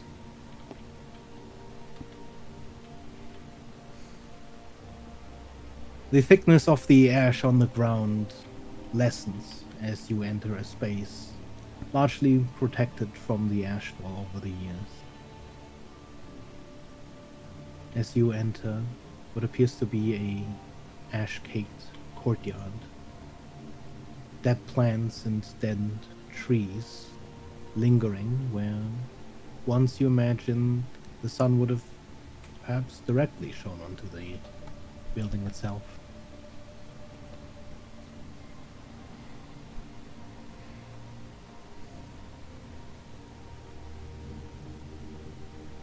Silas, do you see anything moving about or anything like that? Let's fly up a little bit higher, right? And let's check it out. And I will, just try to take a look around and see if anything moves, if anything looks out of the ordinary.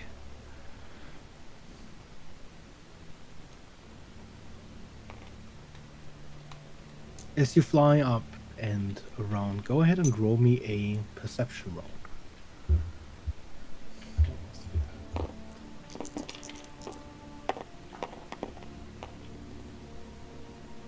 It's a good one. A 31. Nice. You look around. The ash on the ground makes it easy to sort of look for disturbances in the ash, of which you see none as you look around. But there is something odd that you do notice. The dead tree at the center bears on it two dark splotches in the form of crows, completely unmoving and in the light almost reflecting the rays of light from above in a odd manner. As you observe them, they do not move even a little bit.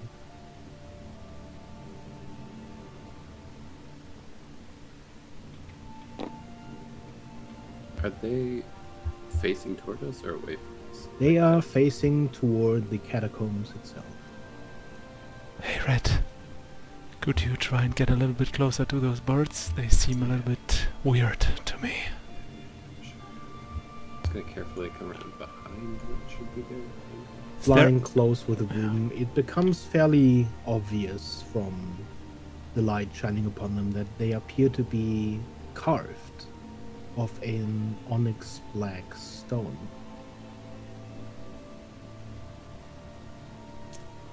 A dark iron fastening is holding them to this dented tree. It's weird, right? That is definitely not normal. Just incidentally, what are these statues? It's like Deva? You see these large humanoid statues carved from a fairly bright marble. Their wings, in fact, do appear to be feathered, which would be unusual for a vampire. Whether or not these are, in fact, Deva, you can't quite tell. Their faces are relatively featureless. There are eyes and general facial features carved, but they are as rough-hewn as you could imagine. These birds are watching the entrance. Let's ask Evelyn if she can check on them, magical. because there could be Yeah. some kind of mechanism to like detect intruders or something, or trap or whatever. Come back and relate that what we saw. I can take a look. Going to move up about this far. Mm-hmm. Before Evelyn will fly off of. By the way, what this down there where where he went, where Wind went up, is that like some sarcophagus or Stairs, something? or is that like a sarcophagus at least? Yeah. I thought it was does stairs, but appear, yeah. it does appear like a sarcophagus. Okay, yeah. Probably would have crawled over the wall and Okay. I would directly walk. Yeah, with Vin's legs, it wouldn't be too much of an issue for him to simply step over instead of having to step onto anywhere. Good. Evelyn will have detect magic up, and she will kind of begin to fly closer to the birds.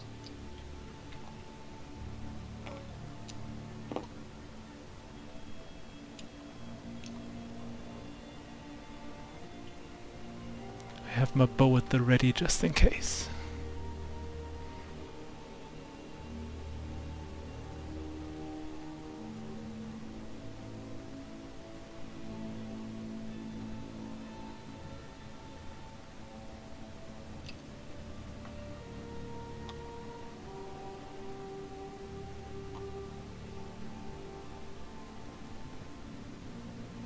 Mm-hmm. As she gets closer, does she pick up on any magic? You have detect magic up, Brian? I think Yes. it's always up, Brian. Yes. There is a lingering magic, not on the stone figurines themselves, but rather on something in front of them. Like immediately in front of. From sort of moving slightly to the side, you'd be able to see that it is their eyes, which appear to be some sort of dark red gem. Evelyn will attempt to fly up, kind of like immediately behind it. Is the branch solid enough to support Evelyn? At a glance. At a glance, you'd be fairly unsure. As these sort of ravens are already fairly big and carved from what is probably a heavy stone, you'd imagine there's already some pressure on this dead branch. Whether or not it's been reinforced, you can't tell without sort of stepping onto it. Emma will very tentatively ready to fly again, kind of leave her, like, start to put her weight on the branch. Mm-hmm. As you put your weight on the branch, you, to your surprise, feel no giving of way. The entire tree itself seems incredibly hard, to the point where this tree might be calcified. Then you'll do her best to kind of reach around and try and cast Identify on one of the eyes. Okay. As you cast Identify, you know that these gems hold several uses of the scrying spell.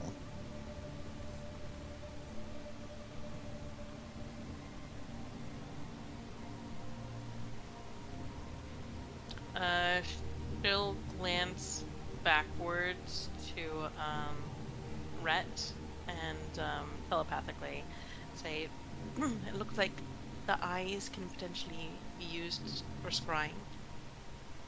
They're not actively being used at the moment, as far as I can tell. There does not appear to be an active scrying spell up. I could potentially try and remove them or destroy them, but even at that point in time, they might still have another method of scrying.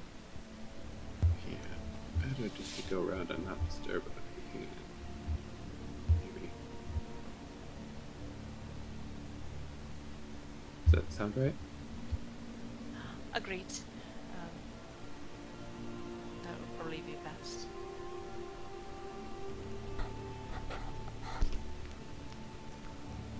I'll at least wait here and see if they become active as we move closer to the doors. Okay. Alright, Silas, let's look around for kind of a side entrance or something. Why? What is she saying? She said that they're capable of scrying. It's not active right now, but I'm guessing that, like, there's some trigger or something with where they're looking. Just a guess. First he nods like he understands, and then he's... What does that even mean, scrying? It means, like, they let people see what's going on in this location. Oh, they're like... Okay.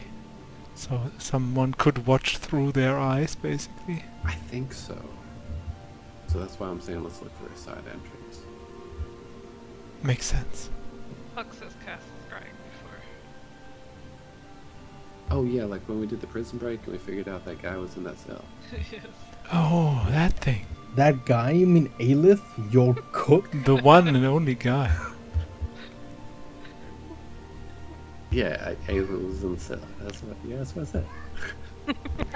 Visibly, you see, aside from the main double gated entrance, several ways that appear to at least lead deeper towards the inside. There are two entrances towards the signs underneath the carved statues. There are also several smaller entrances and windows along the sides of this catacombs facade. Past this point, you very quickly see the sort of ash cement rolling over the rest of the structure, having solidified around it. Probably like that one's the safest, but probably wouldn't fit Venti. Let's try it then. Okay. So I'm gonna kind of go back to where I was saying Evelyn and say, I think there's a little entrance over there, but we would have to leave in somewhere in this area. I think it's a little too small for him to get through. Right. Yeah. I'll just have him stand guard out here.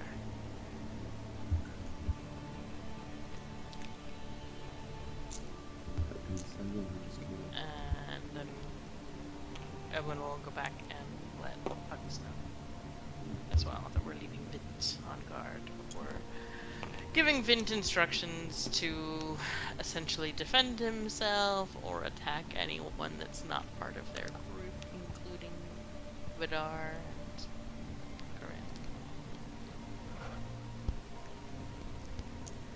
Or Here, Rain. there's no ash anymore. There is ash on the ground, but it is much thinner than on the outside. If anything, Like- it's more like a sort of thin layer of snow that you're trudging through, rather than a mountain of it. Hux, are you making a snow angel right now? No, just kidding. I was thinking the exact same thing. I knew it. I was about to say. As you would enter inside, you find that after this short opening leading through and a little bit further on, there is another door.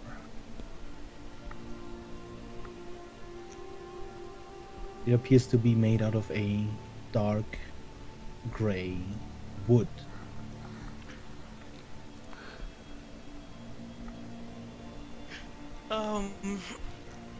Does anything ping with detect magic? Nope. And Edwin will make her way to the door and try and carefully check it to see if it's locked. As you touch the door, you notice that it would appear similar to the tree you had seen outside. It's heavy. It appears stone, petrified, but you can still clearly identify the wood grain along its sides. So presuming that if I thought it was a door that could be technically unlocked, it probably can no longer be unlocked because it's been essentially locked into place by turning into stone, essentially with calcifying it. At that make least sense? not easily. Right. You'd have to essentially break it down.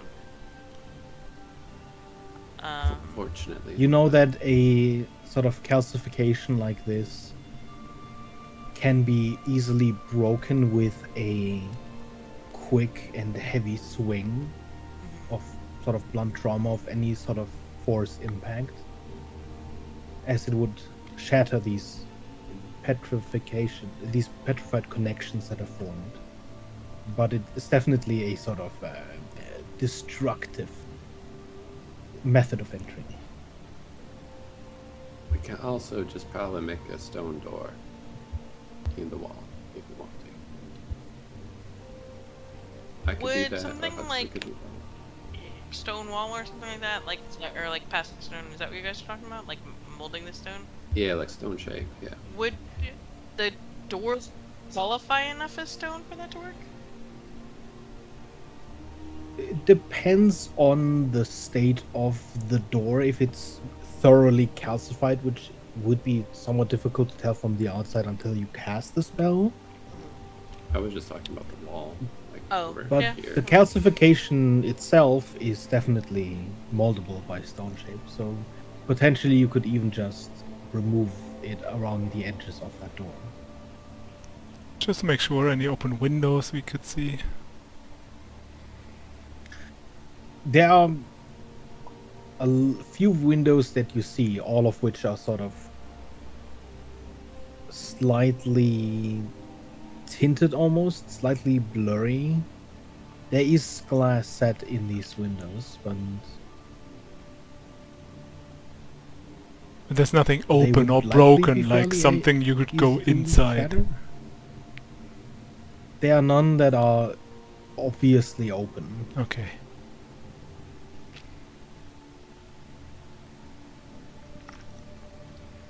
Well, I guess the stone stone wall thingy is our best.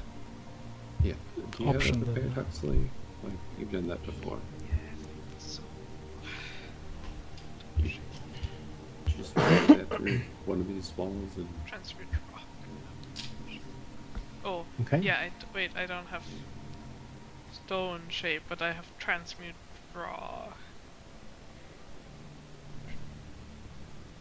does that work? I don't know.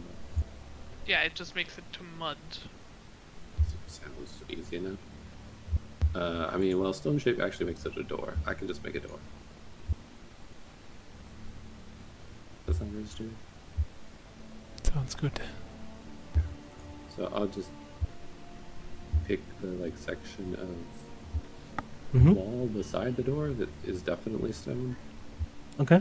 and stone shape a door. You shape a door for yourself.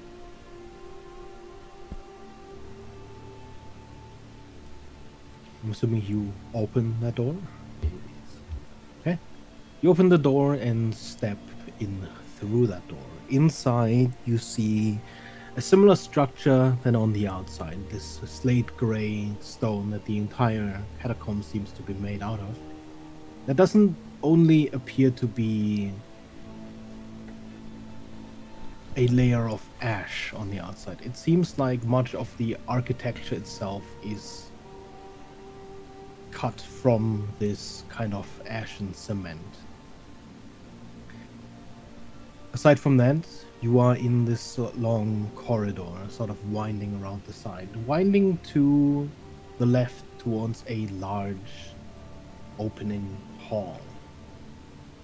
There are no candle holders, no paintings, no furniture, no carpets, no nothing. It is an entirely empty hallway. Following the hallway to your right leads to what appears to be the ashen cement from above, sort of pushing in through the structure, obscuring any further rooms or hallways that would lie down that path. Guess we're going left. Seems like it. You walk towards the center of the structure. A large hall that, much like the hallway before, is entirely empty. Propped up by these unornamented long pillars. All this hall appears to lead to more hallways to the sides, and a large, this time ornamented door towards the back.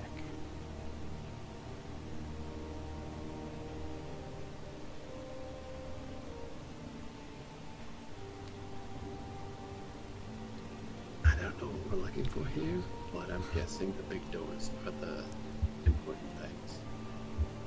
Probably. Looking around, you almost get the impression that this catacomb itself, the entire building, was built like a facade.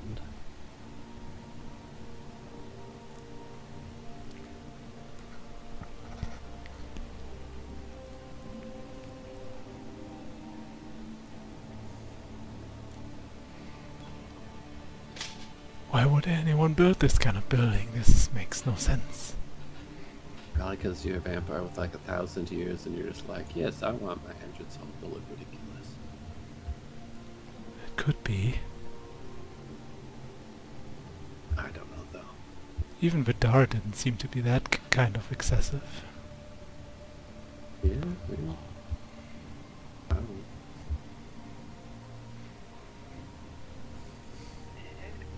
Do we like know where we're going, or we're just trying to go inside? I think we're just going inside and looking for like Clues. magic tool stuff.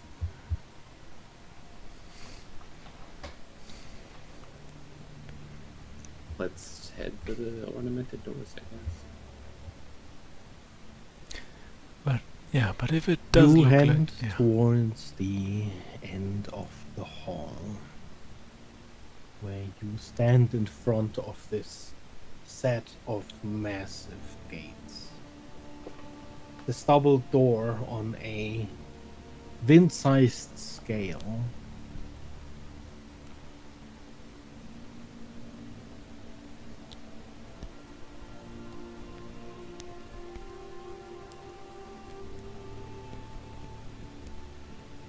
Does this one seem petrified? I mean, I know that Jess had a stepway, but you'd probably detect it. It appears to be made of a much darker gray stone.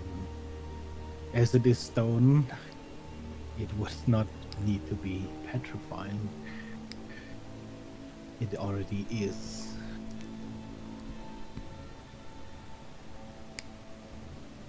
It might open. Do you pull that in? Can we like check for magic traps, etc.? Mm-hmm. As Evelyn would take sort of a quick look around the door, you would find that it is not magical.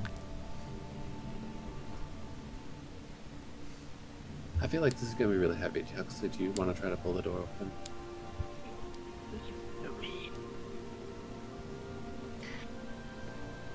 The massive doors, sort of hewn out of this dark stone,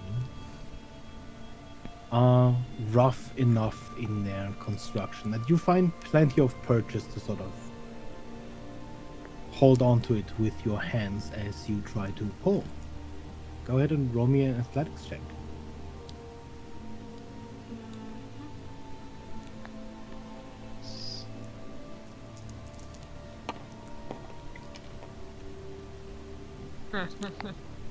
Um, 33?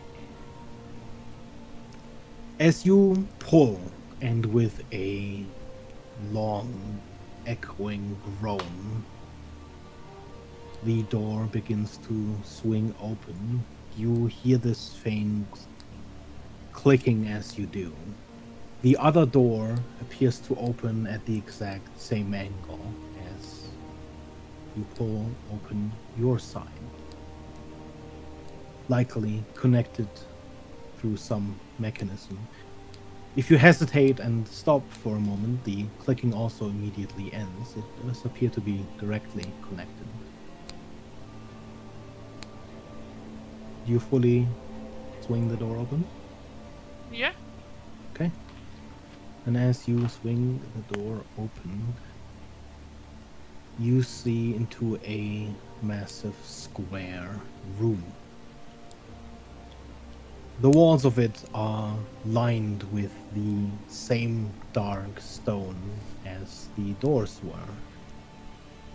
There are hundreds of alcoves in the stone walls, all bearing this carved stone face, each one slightly different than the next. There is a set of quote-unquote stairs before you that appear as if they'd been attached long after the actual structure had been created, adhering to the signs by these large roots almost of ashen cement.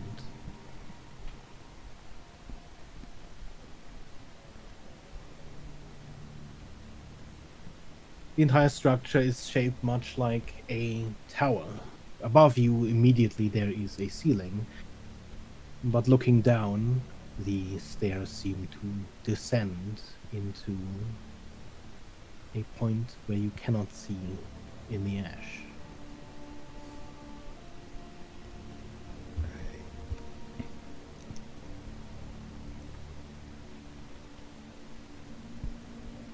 This looks ominous. Yeah.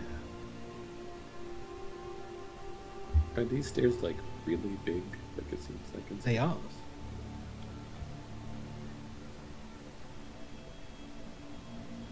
Huh.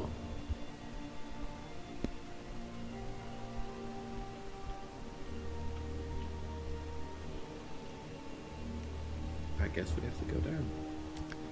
Do the faces look like normal sized or oversized faces?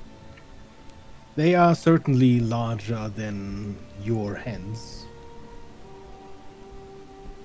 Whether or not that means that there are giants interred here, or these carvings are larger than the inhabitants of whatever lies beyond, you have no idea. And I can see that, like on this side here, there are some missing. For example, is that like actually like is there like a hole in the wall at those spaces or just You nothing move there? around to the side. I guess I'll take a look around as far as I can. Okay. Yeah, as you would go to examine these alcoves, you'd find that the ones that do not have a stone face appear to be this sort of long indentation into the wall, reaching back probably about 15-20 feet before you see another wall.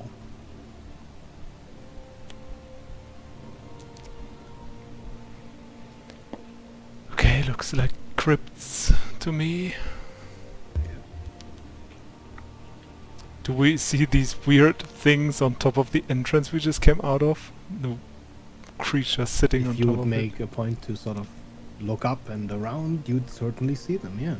Hmm. Do they remind us of anything we've ever seen? These look so weird. You've seen gargoyles probably before in sort of some of the quarters of Polythreme itself as well. These definitely look more morbid even than the gargoyles you'd encountered in Vintius at the time. They seem to be feathered and winged, much like the statues you'd seen outside, but contrary to the statues outside, they have these grotesque faces, elongated heads, and jutting dark horns. Red, would you mind if we just made sure these are actually just stone gargoyles? Just give it a little bit of a knock to see if they start moving. Don't want them to follow in our back at some point. Okay. You want me to go knock on them? Sure. You fly up, and yeah, up close they do not look prettier. They're quite detailed in terms of their carving, which only serves to make their form sort of wry and almost desiccated look a little bit more grotesque. You give one of the statues a good knock on the side. Doesn't appear to move in any way. You Do they only have hear the do heavy they have thump actual of feathers? stone. Or is it just awesome mason work there? It's just really nice. They're really detailed. Don't seem to be, Okay, like, but they don't move, that's good. I guess let's move forward then. How is Huxley gonna get down? That's my only question. I can You'll have to toss me. jump. You can fly with a broom, I can float down, kind of. I can jump from bed to step. You can. Why don't you just get on the broom and let Silas float down? That sounds Yeah, I can jump too, but if I fall I just float instead. okay.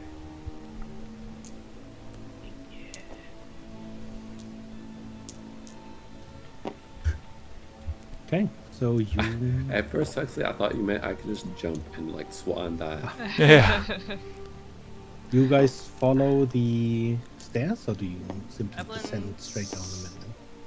Slowly descending, but she's Okay, kind of so do you waiting. all somewhat keep the same pace? Yeah. I will Okay. try and move, The jumping. further She's- you move down the space, the more below you becomes clearer, and the less above you becomes visible as you move through this ever-present ashen fog. But there is a moment where the fog grows denser around you. And then suddenly, for a moment, you don't see anything. And at that moment, we're gonna take a 5 to 10 minute break because I gotta go Oh. pee. Nice. Okay. Perfect. And I'll be right back. Neat. This moment where the clouds of ash around you thicken. Almost in a split second moment, you will find yourself engulfed in ash.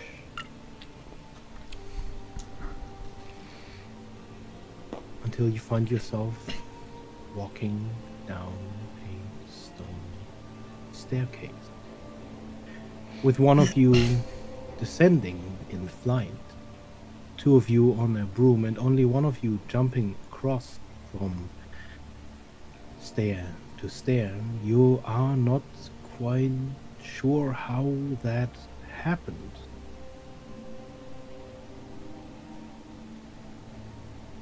As you see light before you. Oh. And you descend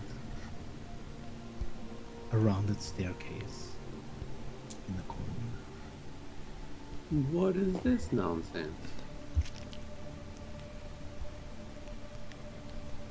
Does this remind me in any way of another library I know?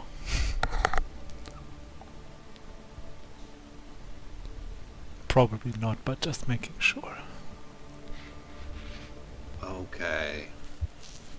Before you you see a star-riddled ground. This flat, polished surface in which you almost see distant stars, as if the distant skies were just below. And at the center of the room, you see moving through space a large piece of art. At the center, a glowing bright sphere illuminating the planets around it, slowly moving through the open space along these long struts of metal.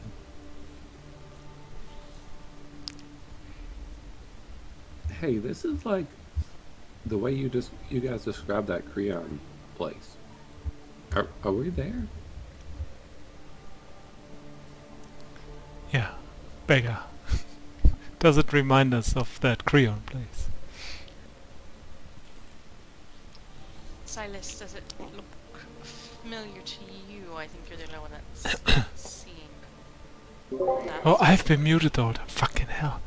Hmm?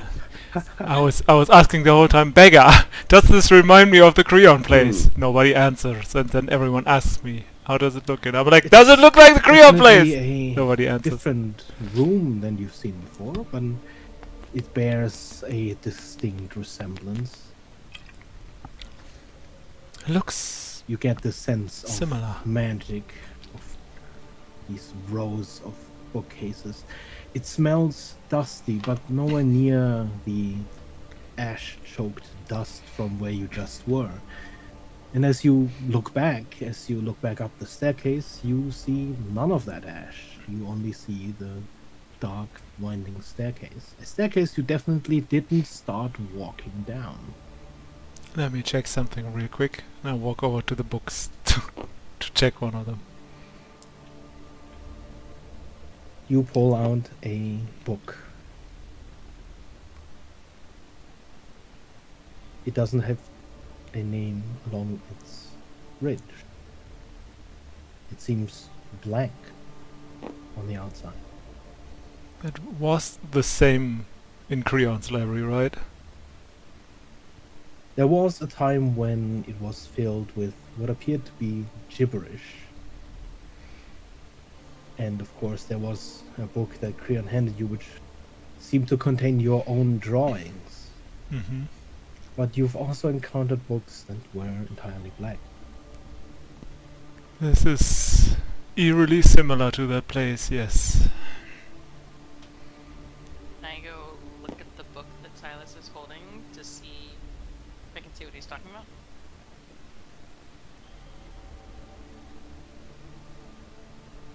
Yeah, Um, the book Silas is holding up appears to be leather bound, somewhat ornate, but there is no title on the outside.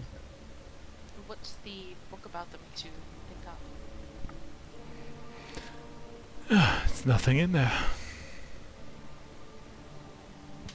You see him open the book, and all of the pages appear to be blank. Evelyn will take another book off the shelf and see if it's the same scenario. You pick out a book, you open it to a blank page, you flip through the pages, blank page after blank page. Interesting. We should certainly be cautious. Definitely.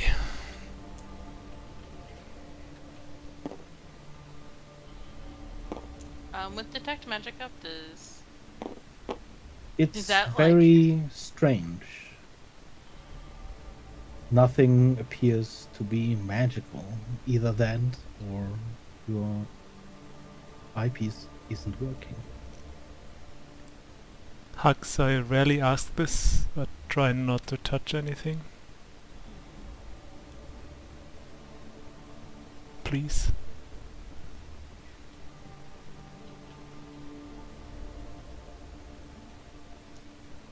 Is the floor like hard, soft?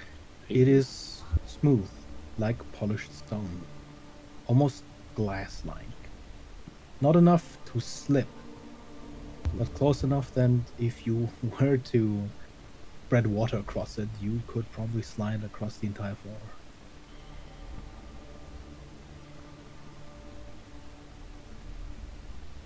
Well, this is weird. I want to check something real quick, Beggar. Mhm. I want to pull out my chronosphere and speak the command word to see what time it is. And this property only functions on the material plane. It does not give you a time. Yeah, we are not on the material plane anymore.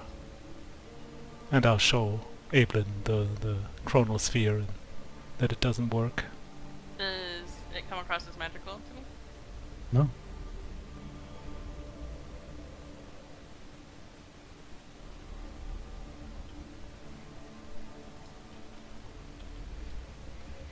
Alright. Weird.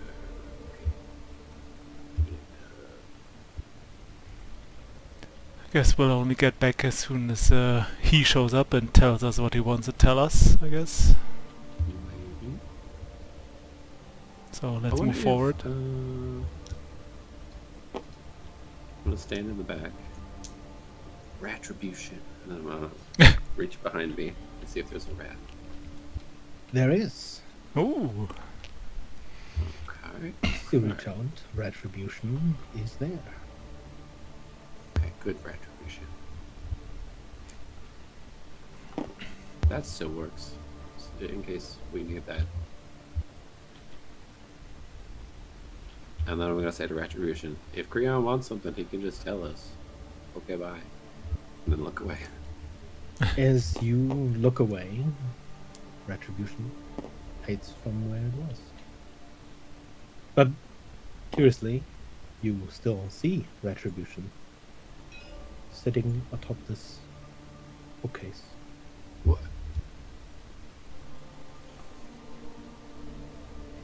Yeah. Can I try to get on my broom and hover? Does it work? So big. You get on your broom and you try to push off, and it doesn't work. Wow. Okay. That's cool. So it's either a different plane or an anti-magic field. I'm gonna take off my gauntlets and start actually loading my physical gun again. There's a I see. point where you stop looking at retribution, but you still see him. And then you look back to where he was just there, and he isn't there anymore. He's where you see him now. Hey, Beggar. Mhm. If I were listen to my heart. Do I feel extra ticking? Oh. You do not. Frickin'. Wow. So it's gotten faster. Just all this time.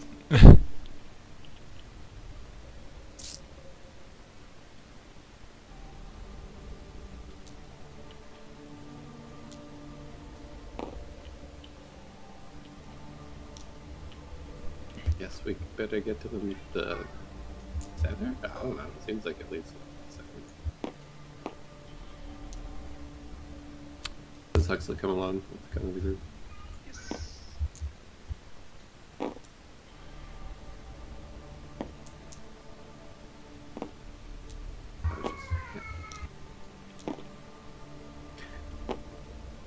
You move towards the bright center, where you see a staircase from the upper bookcase lead further up.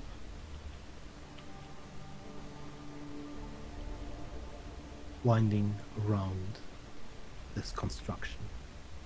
There And at some point passing through it, where if the struts would continue spinning, surely they would collide with those stairs.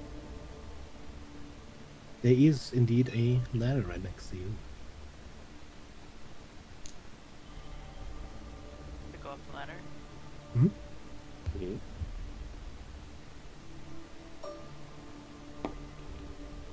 Rat. Did you guys keep that book that you took? No, I put it back. Evelyn kept hers. Okay. Good, good. I've learned that everything has a price in this realm. Not gonna take it.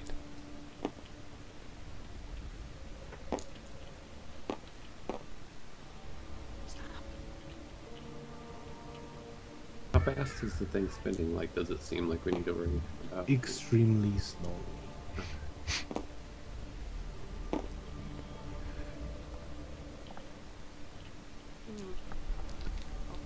This. You And- move towards the center of the room. You follow the staircase up? Just glancing down, there's not like we see anybody down there, correct? No. Then yeah, Evelyn will move to the stair to see if it goes up. There's this point where you have to almost awkwardly duck underneath one of the struts of this planetarium. Moving past to follow the staircase further up and past the struts. And again, you have this moment of not really feeling how you got there as you find yourself on a different set of stairs.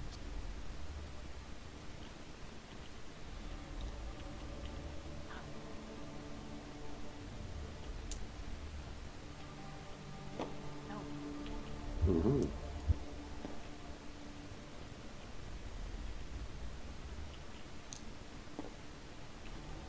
As you walk into this new room, this pit in the center illuminating the room in a reddish glow, you see, of course, obviously, and much oversized compared to last time, Creon holding a book, which he closes.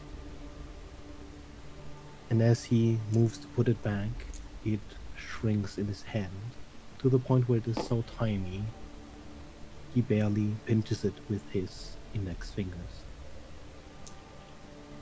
And as he turns and steps towards you, he shrinks in the same motion as he moves through space. Stop it. Stop. She's literally like climbing on me, and I have no idea why. Do you need a moment? I think so. I'm sorry. Right back.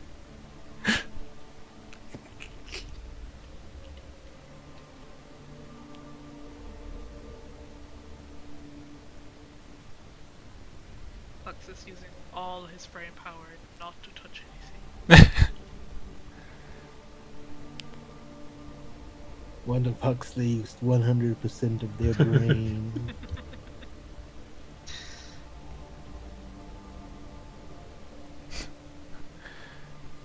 This is the Wizard of Wizards, the most annoying one of them all. Yeah. Hux's arch enemy. Yeah, this is like the worst thing for Hux. This is Hux's BVG. Yeah. Just imagining Hux is gonna pull out the like explosive and be like, catch. Wizard.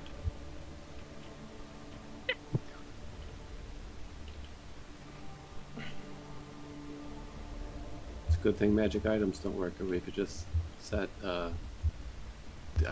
forgot his name, the book new book loose.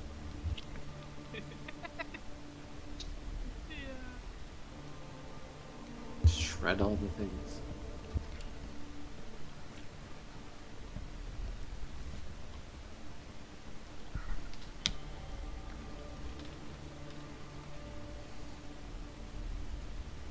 What is this guy want?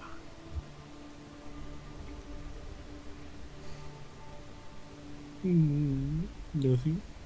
Nothing. Nothing that we know about.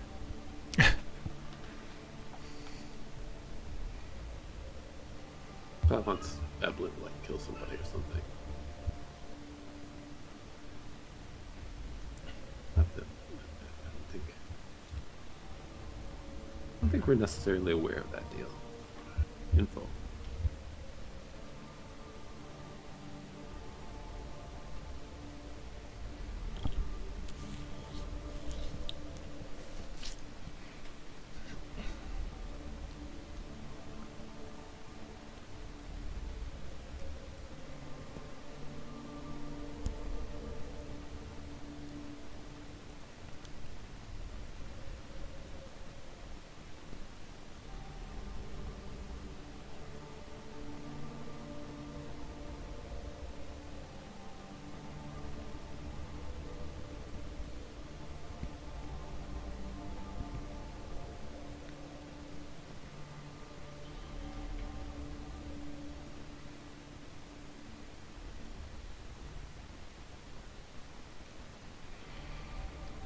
This dude, man. Hmm.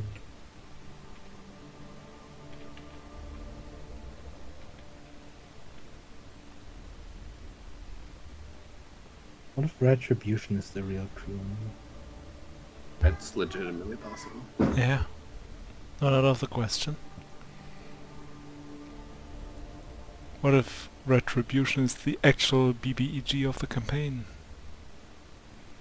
Wouldn't even be surprised. We resurrected our own PPEG. Yes. This is what we get for just resurrecting random rats. We're just resurrecting everything at this point. I'll never know which one's just a true polymorphed wizard. Ew, we should have dispelled the retribution. If only I knew dispel magic.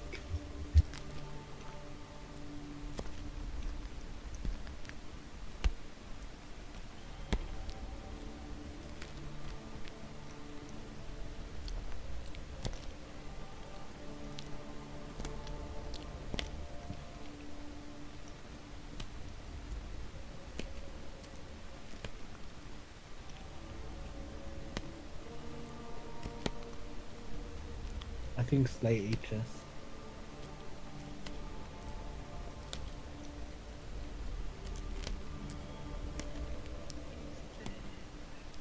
Finally happened.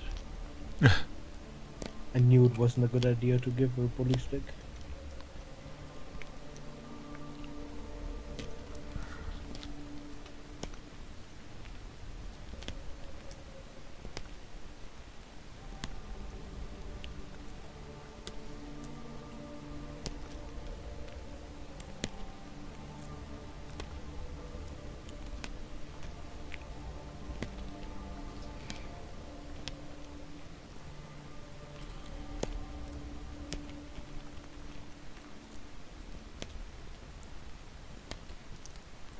What Sorry, do you want? I'm back.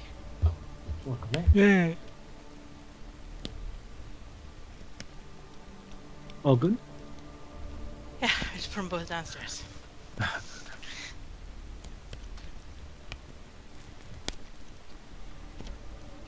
Despite the environment around you being in color, Creon itself still seems the same monotone gray. The first time you haven't encountered him in a completely gray environment, Evelyn.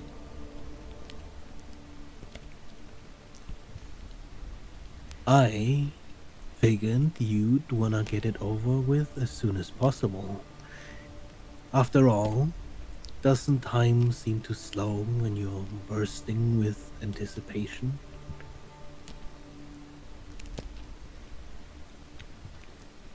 No, it seems haven't really been anticipating much, but if it's a burden to you, we can certainly move things along. Well then. And no, I'm not sending you far, far away. In fact, you'll start right here, far firmly planted on Calescence. But where had never been your question. So then, when? 2, maybe 300 years ago? Creon turns and starts walking. And who exactly is it that we're seeking? Well, who would follow? You might even enjoy yourself. There is catharsis in cleaning up after yourself. And there is an exploration of your own self in this, after all. The soul you bartered for, the soul you're being sent to snuff out. You know them, personally. Though perhaps not as much as you could have. Ah, but before you leave my precious halls, there were in time others who had done things for me. They were quite fond of these. If you are too, feel free to take them. As you follow Creon past the next pillar, you see what you definitely are sure you hadn't seen before. There are sets of armor, one for each of you, simply standing on the ground.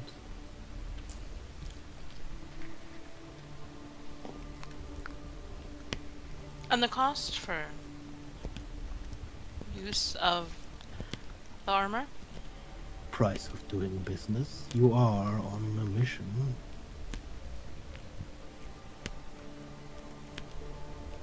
Time can be evasive. Evelyn will take the armor.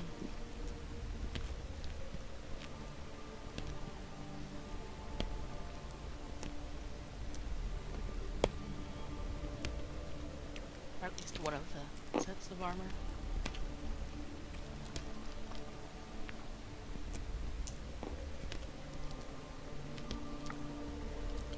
Come along now, I have something to show you.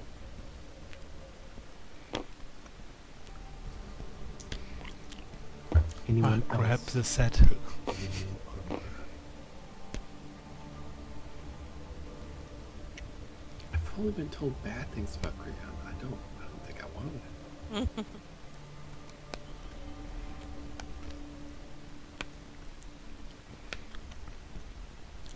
I mean, No.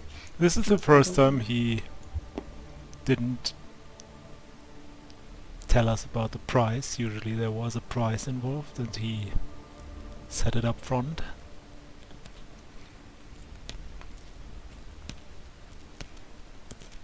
I will take I'm a set. just inherently distrustful. Mm-hmm. So as Oh. you pass by, which of you takes an armor? You take a full set, Evelyn? Helmet and chest piece? Yes. Yeah. Okay. Anyone else? doesn't wear armor and he's really uncomfortable right now.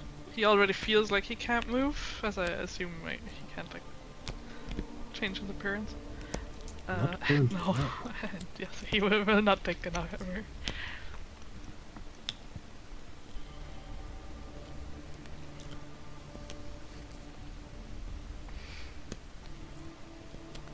Okay.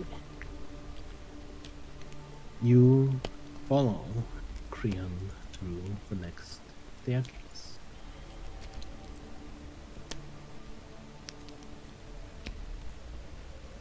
And suddenly find yourself outside. Everything has that monotone gray layer over it. The flame in front of you seems locked in place. A large bonfire. You find yourself at the edge of a crater.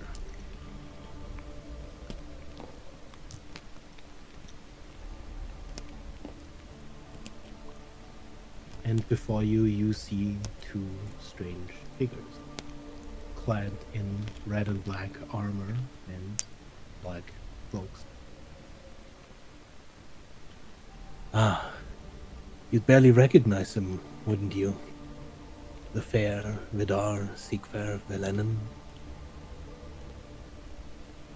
But of course, he isn't who you're after.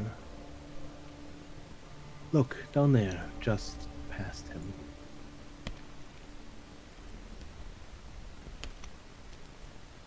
You peer over the signs. And down this large, massive crater, multiple bonfires lit along its sides, you see a structure broken into the ground almost like a meteor itself, glowing in a strange teal color. Around it you see large tents, massive tents, and more figures. More of the armor-clad people, similar to the ones you see up here. When your little friends blew the plane of magic to be 2 bits, the ruins of it scattered everywhere. Magically charged arcs and hives set ablaze and lobbed into the nearest slums. Not that I care for chaos. This one, however, ripping through time, had always been and will always be a bad look. And I think we will have your Chronomancer associates to thank for it. You'd met her before as the assistant to a demi-mage. You'd met her in a garden. Quite the pretty place. Her name was Nehu, I believe. Though she is quite a different thing now.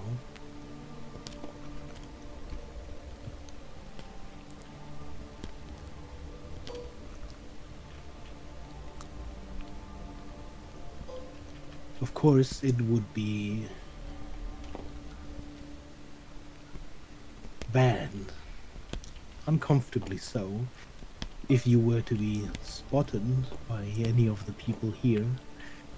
So make sure you're not seen. After all, when dealing with people that live forever, potentially, you wouldn't want to have them remember you in their future.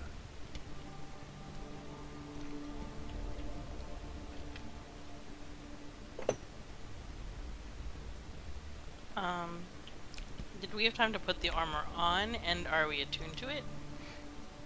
Because it requires attunement, so... As you look down, you find that you are wearing the armor. What would you have unattuned from? I'm trying to figure it out real Probably an attune from.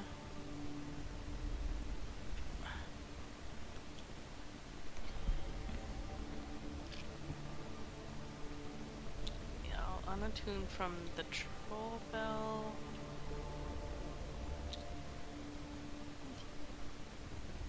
How many attunements? Sorry, I'm trying to remember how many attunement slots I have real fast. Dang artificers with their extra dudes. Oh, I'm so happy.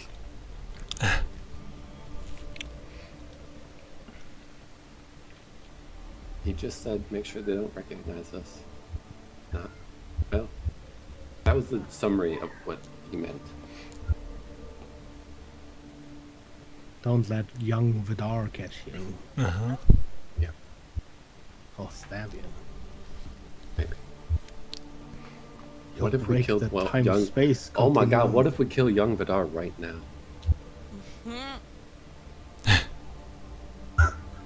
What's You that? want to find out? Look, you don't even have to say more. I'm in. I know. My goodness. I will unattune from the Chronomancer's eyepiece as well. Hmm. As you I think. look down No, at I the think. armor you Hold were on, I holding. lied. I'm lying. I'm unattuning from.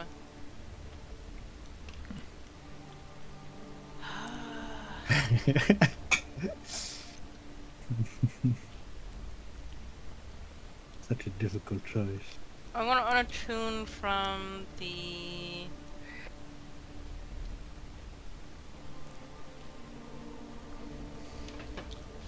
Do I have another magic? I have a silver dagger, yeah. I'll unattune from the star metal to silver dagger. Mm-hmm. And yeah, that's what I meant. Yeah, you still have those items at your side, but as you look down, holding the armor that you'd just taken, you find that it's already on you. Your hands are still in the position of holding the armor, but it is no longer in front of you. And a cold wind is blowing past you. You see the flame before you flickering brightly, realizing that Creon is already gone. And you are already back in the regular flow of time. So we're just Right standing here next to looking them? at two people. You In the hear face. Vidar sort of at the end of a sentence. I'm sure they'll keep themselves safe. They've always bounced back from something like this.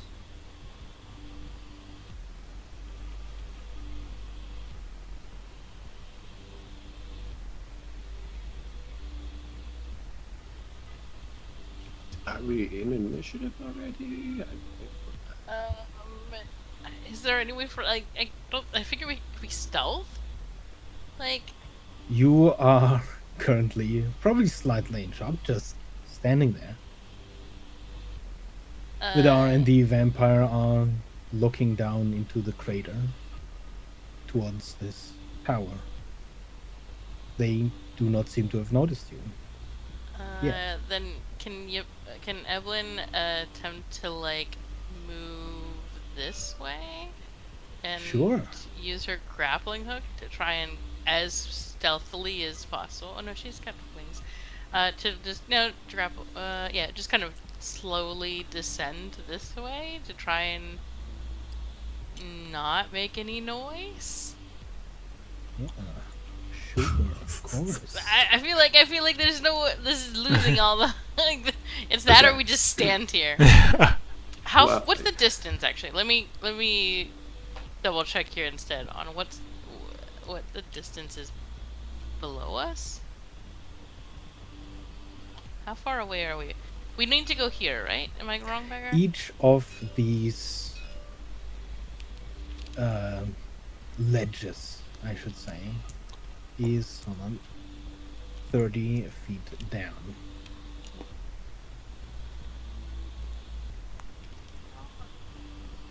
We need to go to the center, right? Creon hasn't specifically told you where to go and what to do, but you'd imagine, being at the edge of this crater, the centerpiece of it being what appears to be a tower from Arcanus.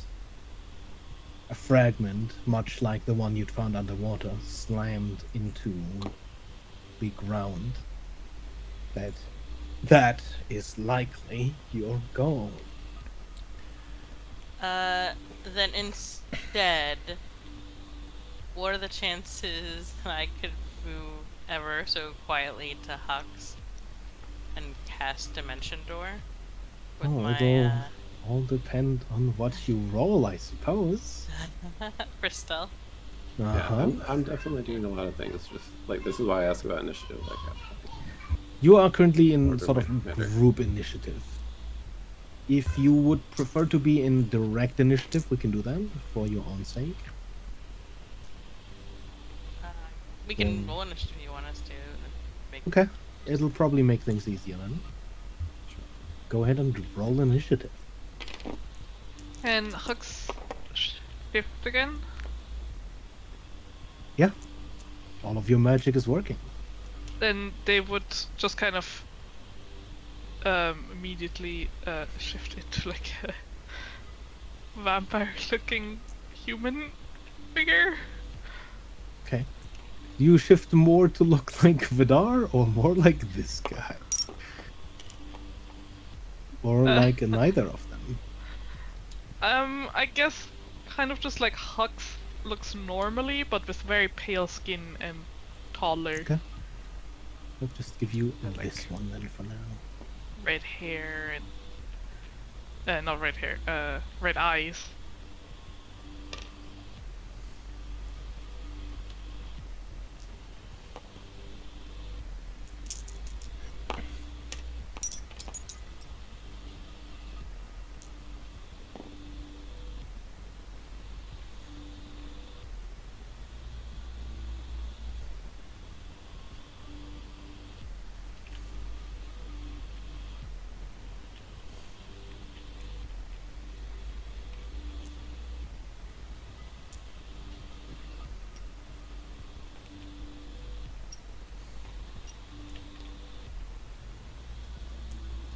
Oh damn. What happened today? A natural 2. That is what happened. Humpire. You go first.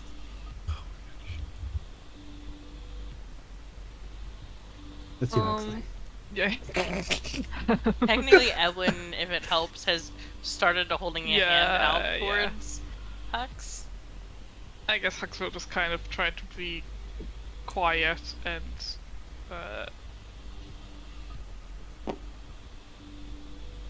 is not sure what to do, so we'll wait what the others do.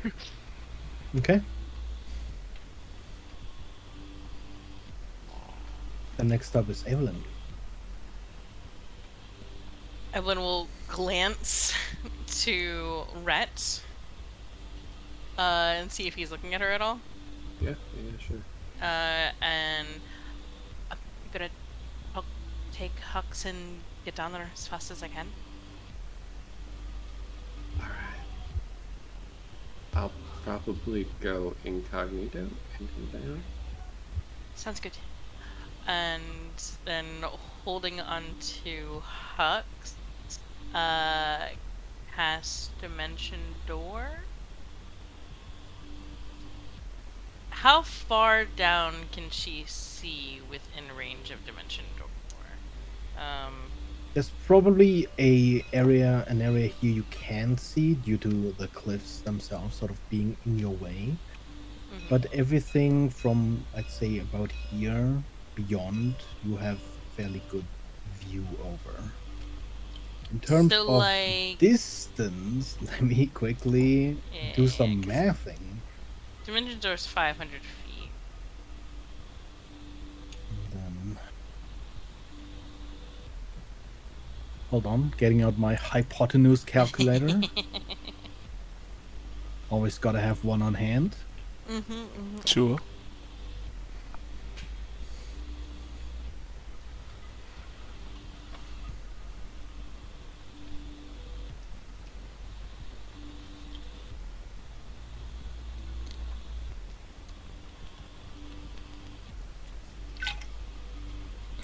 Dimension door was 500 feet, right?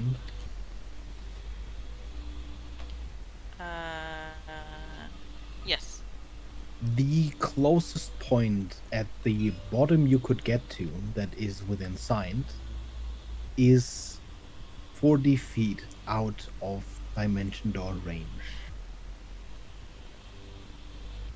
It would be within range. You'd have to likely go 50 feet sort of up towards the sides at any of these points. Or Okay, on the other so side. theoretically I could go like here, here-ish. Mm-hmm. Why does it keep switching me to the stupid pen? Sorry. I think it might be a button, I maybe? stopped. I don't know what it was. Hmm. Probably I was hitting a button. Then, yeah, we'll dimension door down to here, trying to get as much into shelter as possible in the process, and kind of pulling Hux down into a crouch. Does a dimension door have verbal components? It does. It is only verbal. Okay. Do you try to whisper? Attempting to whisper stealth the crap out of it, yeah.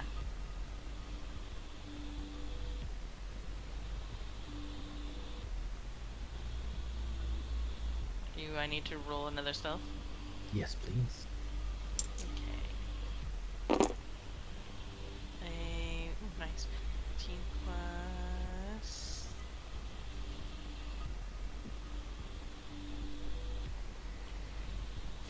That is a... 28. Okay.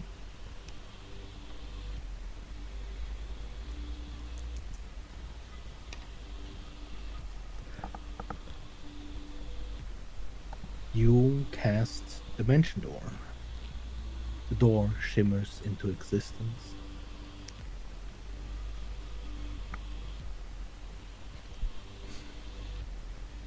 I will yank Hux through and teleport down.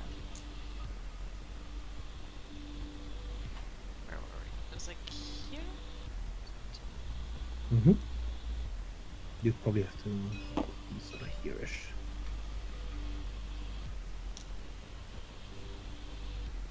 The two of you see Evelyn sort of whisper with the wind that is blowing around the crater, casting a door into space that she promptly steps through, pulling Huxley with her.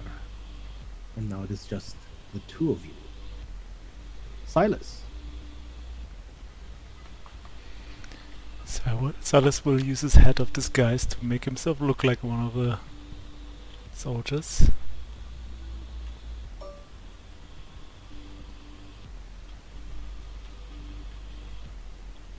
And then we'll start circling around here.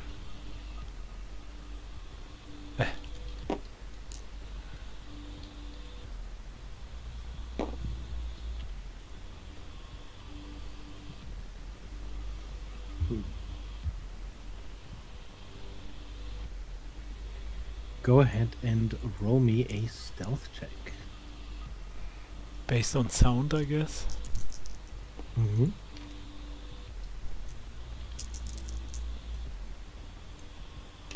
Oh, that lagged. There we go.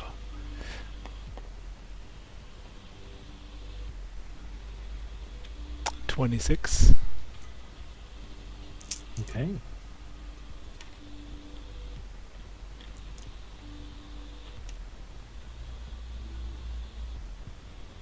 You remain undetected. Oh, I Is that- forgot. Oh. I had to roll a d20 apparently while wearing this armor. Start of initiative. Oh, yeah, I guess. Right. Right? Or no, wait, we're not really in... You're not really in combat initiative, but you can if you want to.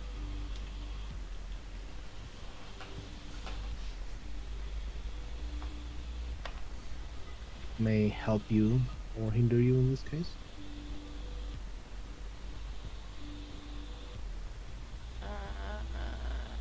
Well, Can I wait to do it, or I have to do it now? You can wait to do it. Okay, then I will wait to do it as I finish reading this part. Yeah.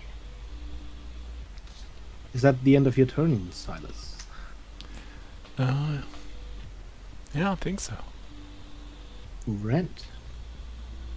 I'd like to just very quietly take my turn to use my disguise kit. Just like take off my hat, cover up my armor that's identifiable, and then do like a very disfiguring looking, you know, obscuring my appearance that it's me. In the sense of like, I don't know, that's like candle lines type of thing, or a eye patch, like I don't mind if it's obvious that I'm in disguise, but so long as like Badar wouldn't recognize me is what I'm going for. Like if he turned around and was like, oh, it's some tiefling looking dude and I feel like looking ridiculous. You can probably easily put on some cloth and an eye patch and such, but for anything further sort of disfiguring, you'd probably have to take more than an action. More than an action, sure. Since you only have like 6 seconds to do something. Yeah, draw some lines and do that. So I'll take my turn doing that. Go ahead and roll me a sleight of hand check for that. Sure.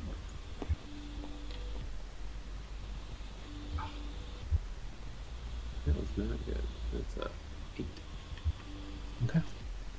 But I'm like, we're not in initiative, so I need to take a minute or two to do this anyway.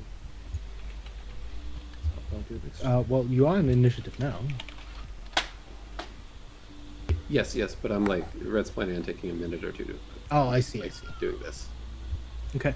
So, Yeah, if you take a minute, you probably have more time to do more stuff. But we'll see how far until these guys get detected. Then, Huxley.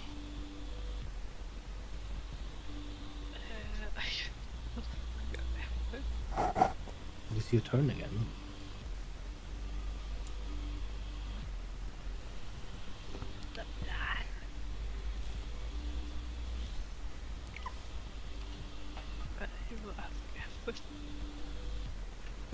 Sorry.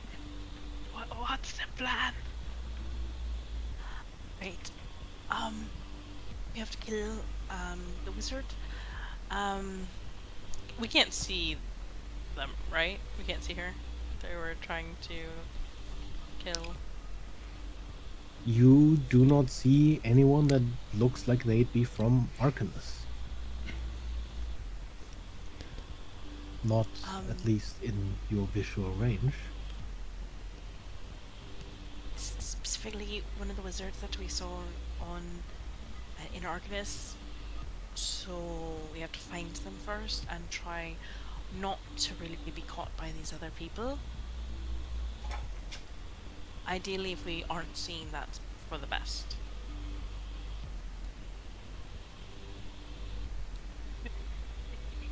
Hoping they're in the tower. Okay, I will turn into an earth elemental. And burrow underground.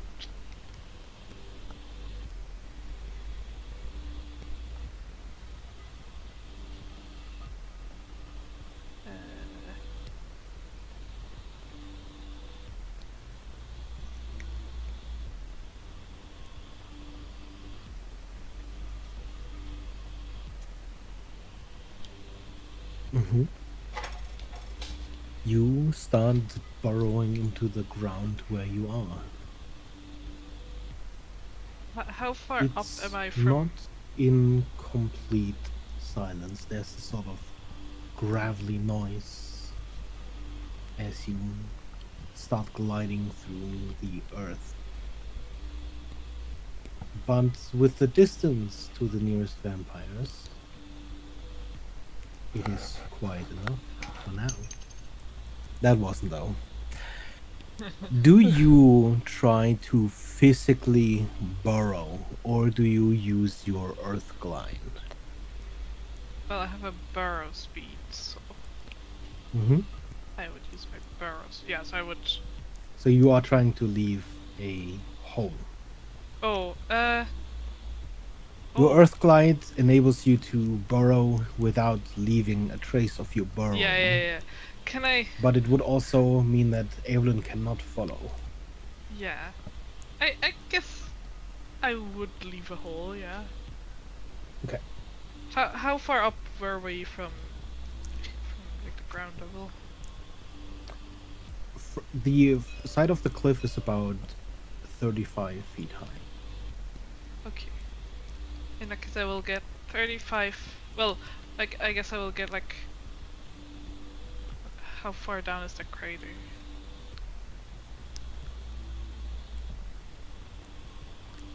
Likely another 10 or so feet.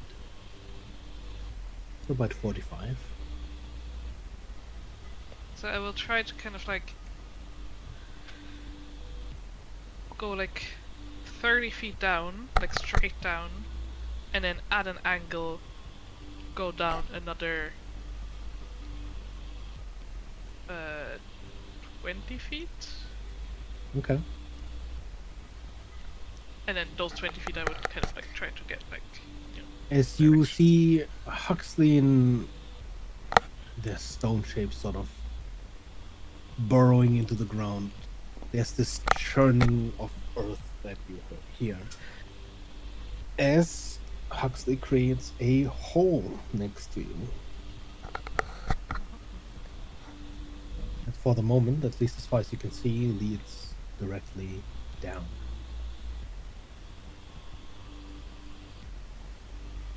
Okay. What do you do, Evelyn? It is your turn next. Ellen will glide down said hole to follow after Hux for the time being. Okay. And both of you are, at the moment, down the hole.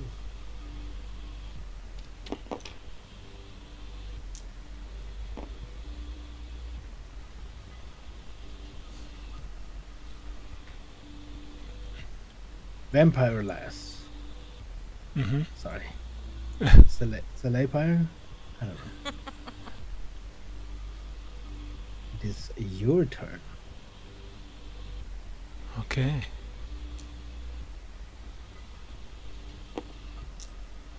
Vampire Lass still doesn't have the thingy on it. How did it work again? Oh, I put it on there. Yeah.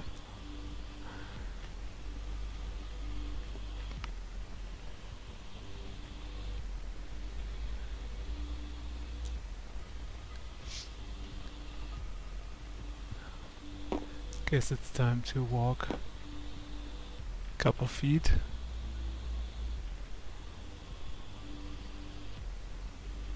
And I'll take a look back at Red and then jump. Jump. Yeah, I jump. I Yes. glide down. Okay. Go ahead and roll me a stealth roll. Alright. Do you... I'm guessing you feather fall down. Yeah. My boots make me feather fall. Is it on sight or sound, or what kind of stealth is it? Both. Both, okay.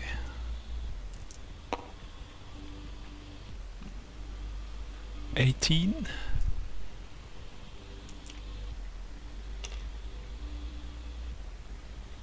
You make it towards the edge, sort of gripping it with your hands, vaulting over the side. And you start gliding down.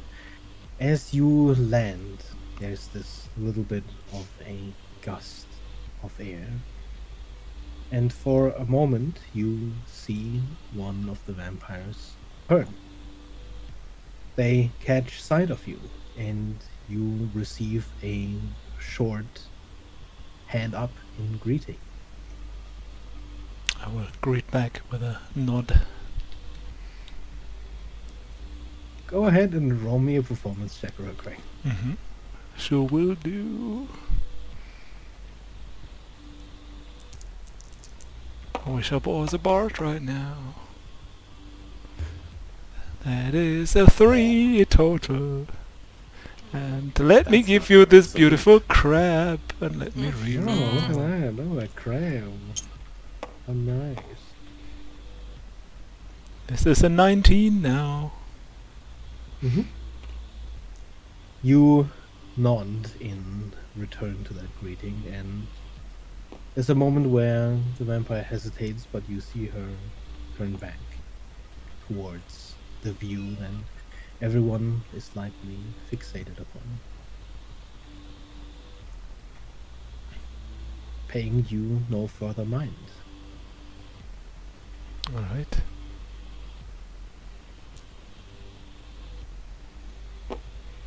Move a little bit further forward and that's my turn. I guess. Red.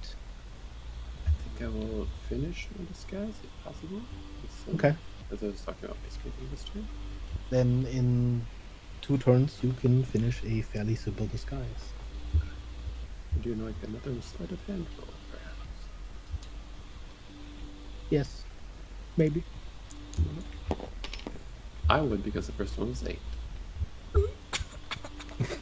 Did that improve? Well, it's 11. So it's, yes. Improved. It did improve. There's this moment where you pack a few of your things away that might give you away. And as you do, there's this slight clink from the gauntlets that you're stowing away.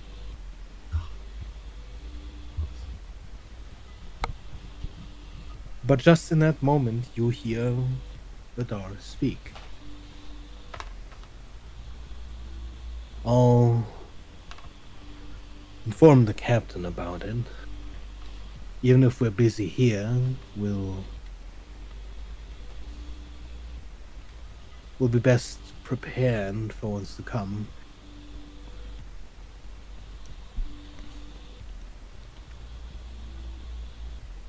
I'll catch up with you later. And then you see him leap off the side, gliding down the canyon. You told me stay up there. As he glides down, you see a fair number of vampires around the sign, sort of following Vidar's path.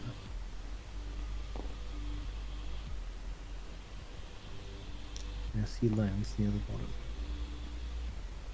and walks towards the tents.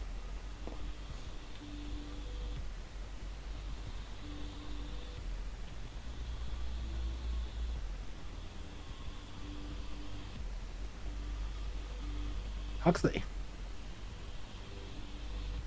I will continue to burrow. Mm-hmm. First turn, I went 30 feet straight down, and then 30 feet at like an angle, kind of like 45 degrees. So now I can get 60 feet just, straight. Mm-hmm.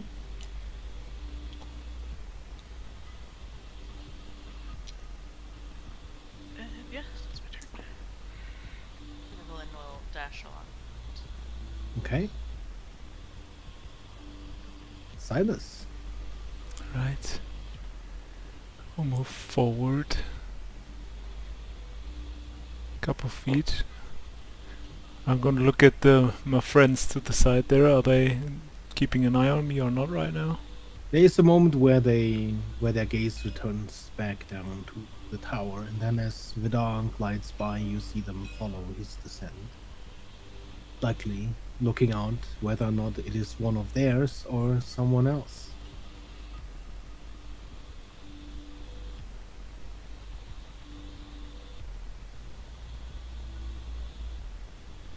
I will follow him, making it look like I'm supposed to do that. I'm kind of also jumping down parallel to him, basically. They saw me jumping down the other thing too, so... Go hand and roll me another performance check. Oh boy.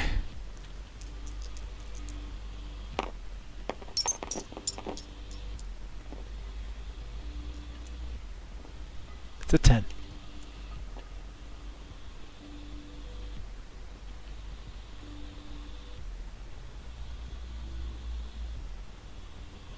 You glide down. Not quite as gracefully as Vidar. There's this moment where you hadn't quite gained enough distance to the cliffside, where you sort of almost roughly land on the side of the cliff, pushing yourself off again and landing a little bit further in front. Do you look around at all? I mean, sure, I take a look around, usually, most of the time. A few of the helmeted visages that you have seen follow Vidar are definitely on you at the moment.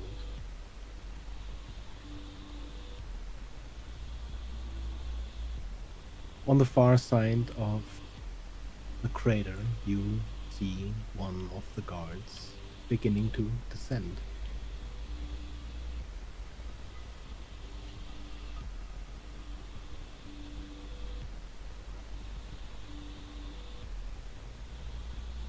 It's at the end of your turn.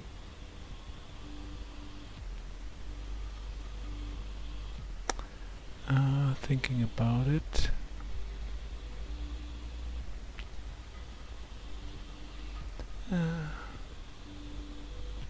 Where did I see someone descend? On which side? Oh, there. Okay. They move on, obviously, their turn, but it looks like they're moving up and stepping over. Right, I will use dash over there, and then I will use feline agility to move another 60 feet.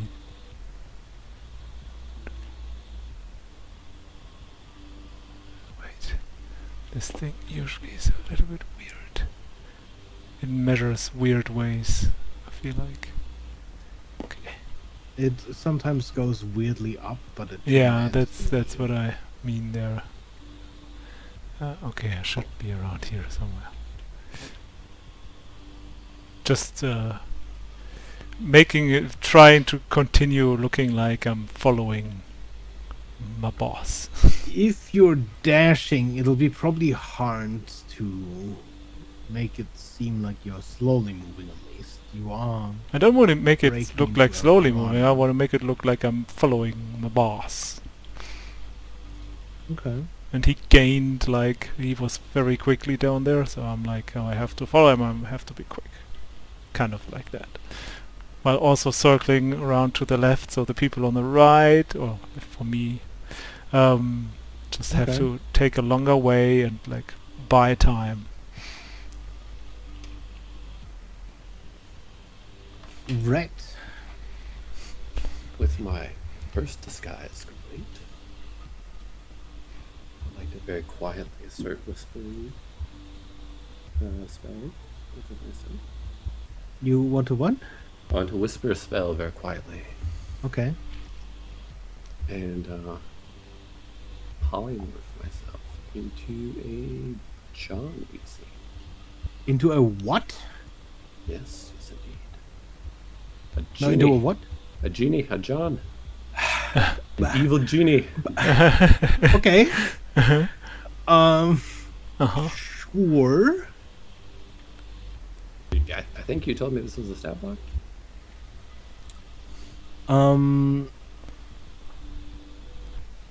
So do you true polymorph? Yes, indeed. Oh my fucking god. Come on, dude. You told me this is what it was. That's a good one. And I know Vidar did you hasn't post seen it? this. Yeah. I know Vidar has not seen this creature. Yes.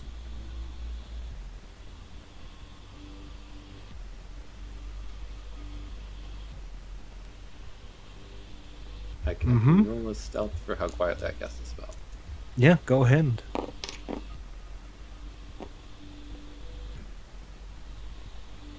Dirty 20.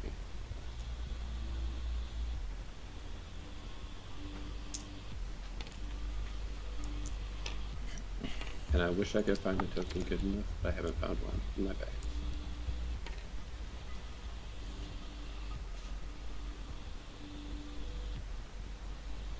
This is going to be so much fun. You have no idea.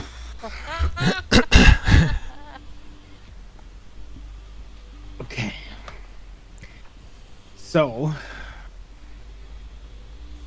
as you transform, as you cast the spell, I should say, before you transform, there's this moment where you see the vampire in front of you react. There's this moment where they turn their head and catch just the glimpse of your eye. There's this split second of eye contact as you then turn into a John. How did you catch me on a 20? I bet you. Cool. Yeah. This is why I did my first disguise first. Because they can also roll a 20. Yeah, sounds good. You see? They can also roll on that. Yeah. I could just give you this one for now. Yeah, it's an evil air thing. Yeah.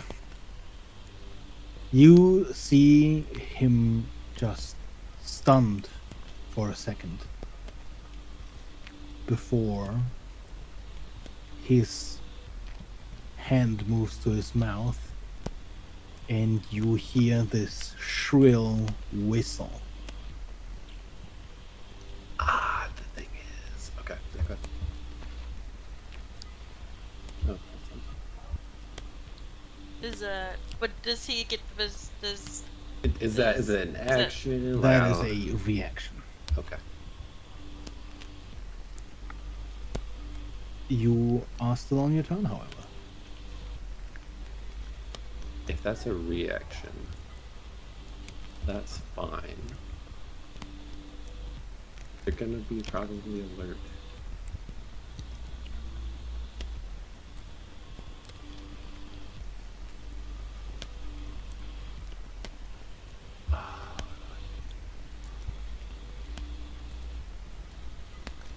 It's fine, they can chase me. I need to grab some.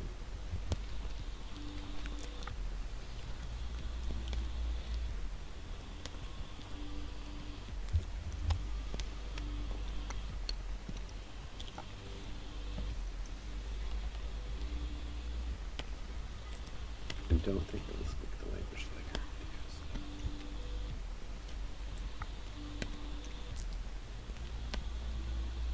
I'm going to hide myself for the moment. How is that?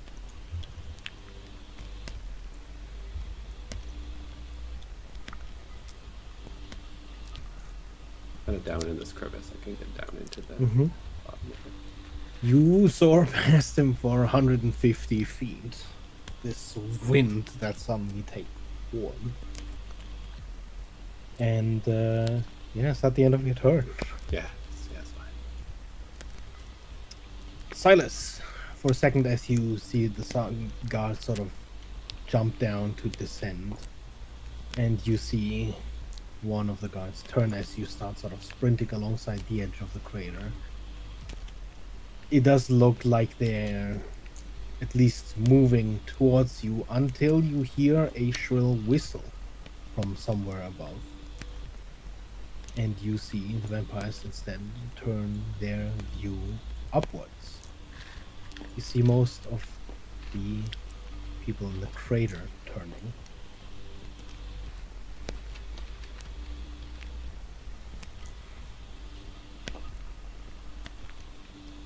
Oh dear. You see this vampire move forward towards the edge and activate something in his hands that glows for a moment. He throws a stone through the air to about here. As it falls extremely slowly, almost like a flare illuminating the cliffside, where most the vampires see this cloud form.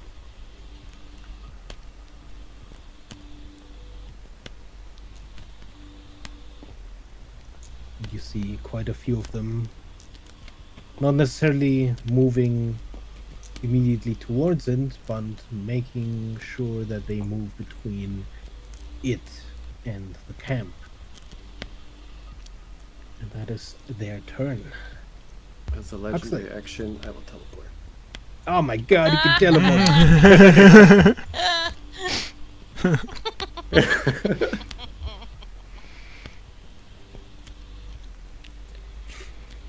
This is amazing. You hear voices shouting in the distance through the wind.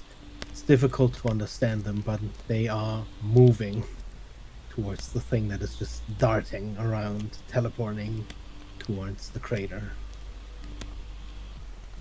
Huxley, you of course hear none of this. All that matters to you right now is the rock before you.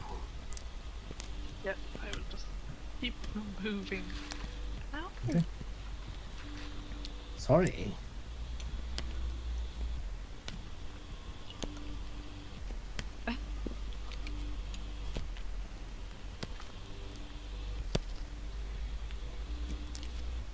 About 60 feet. Evelyn will continue to dash after. Mm-hmm.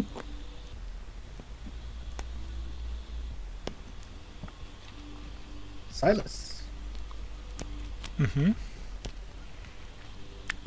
I will try and fit into the guards again, I guess. Now that I will turn around too and look up there and be like on the guard, and I will try to orientate myself, look around what the others do and kind of copy them.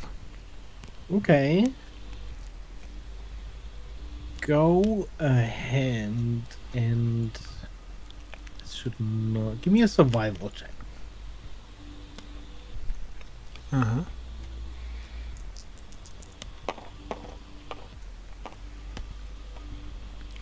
Oh.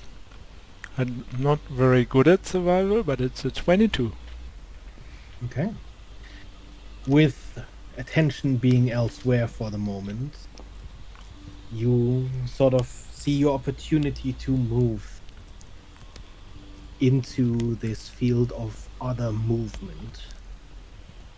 Sort of crossing and intermixing with the movement of the other guards to, if anyone were to look back, completely throw them off their trail, which one of them you might be at this point. And for the moment, at least, you feel like you've shed any eyes on yourself.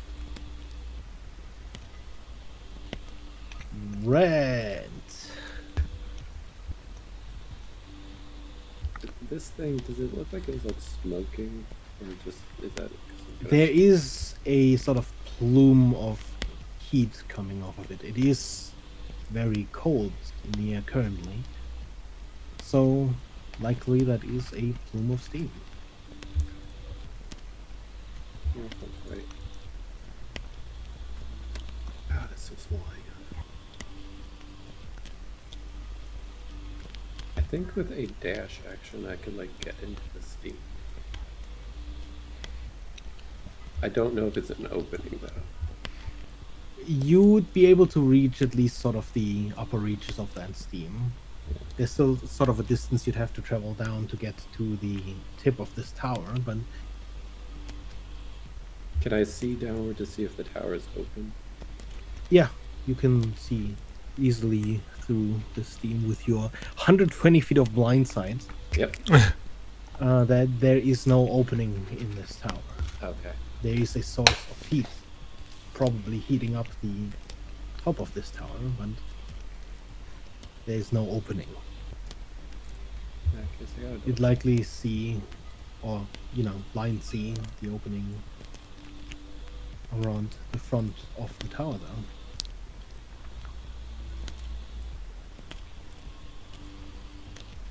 think I can get just a little bit lower, enough to like see the front of the tower. So I will remain there for the time being, attempting to hide myself slightly in the scene. I don't know if that's really successful, but it's my turn. The shouting around you, silence grows louder as you see now the vampires obviously moving in on what they perceive as an intruder up there in the steam. One of the vampires moves up with a short flight towards the edge of that tower and is going to cast a spell.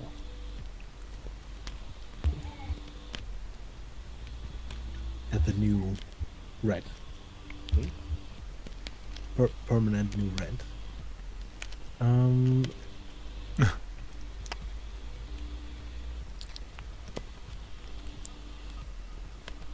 Listen, Can the rest of you you look at him.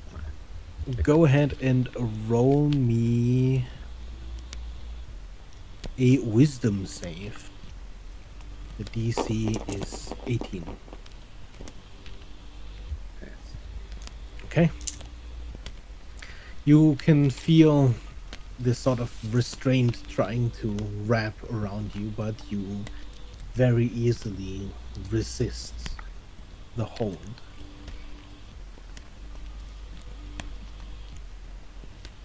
Huxley. Let's keep moving. Keep sweeping. As you continue forward about 30 feet, you meet solid stonework. Worked stonework that you cannot burrow through. You know you've reached the tower.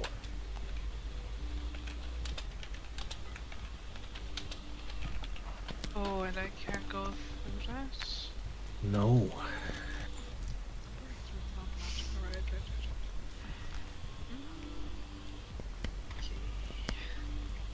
I will.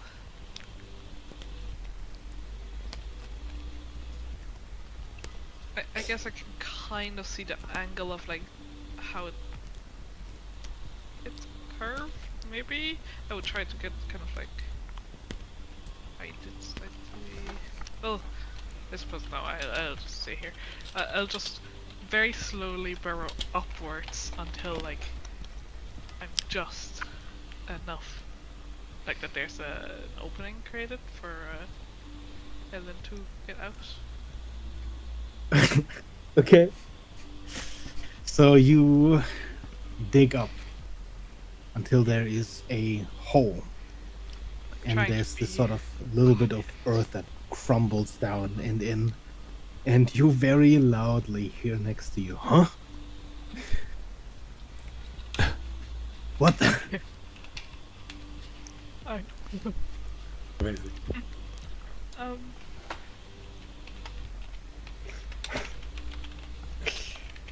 I would just stare at the guy and then just step out.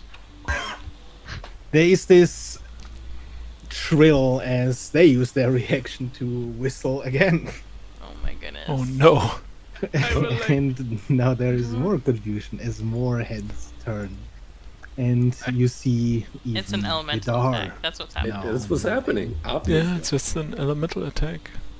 I will wave at him and say hello in terror.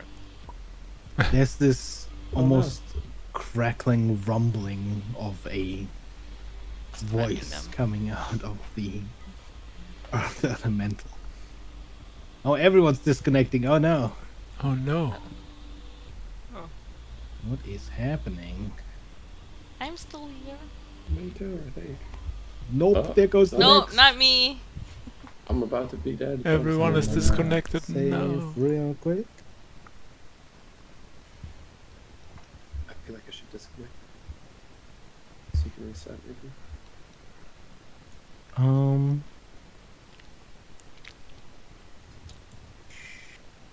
Sure. I could also just stream this point. Unless you guys can easily reconnect. I have to Can't wait to see- get back to the menu. Can't see the server right Okay. now. Then let me quickly reset up. Oh, let me pop out some. Let's- Yeah, I tried to connect again, but it just kicks me out again. Strange. Strange.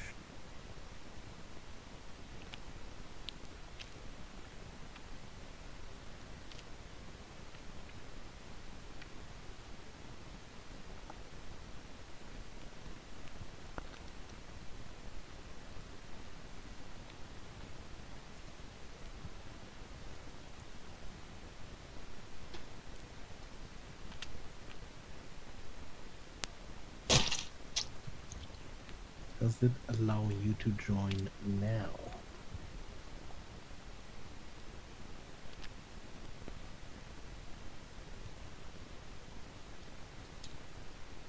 Yes.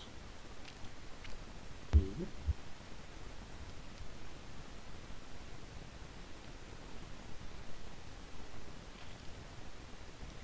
Weird. Almost as weird as this story that Vidar has to tell you now. Yeah. There was a time. I remember this place. This is when there's an elemental attack.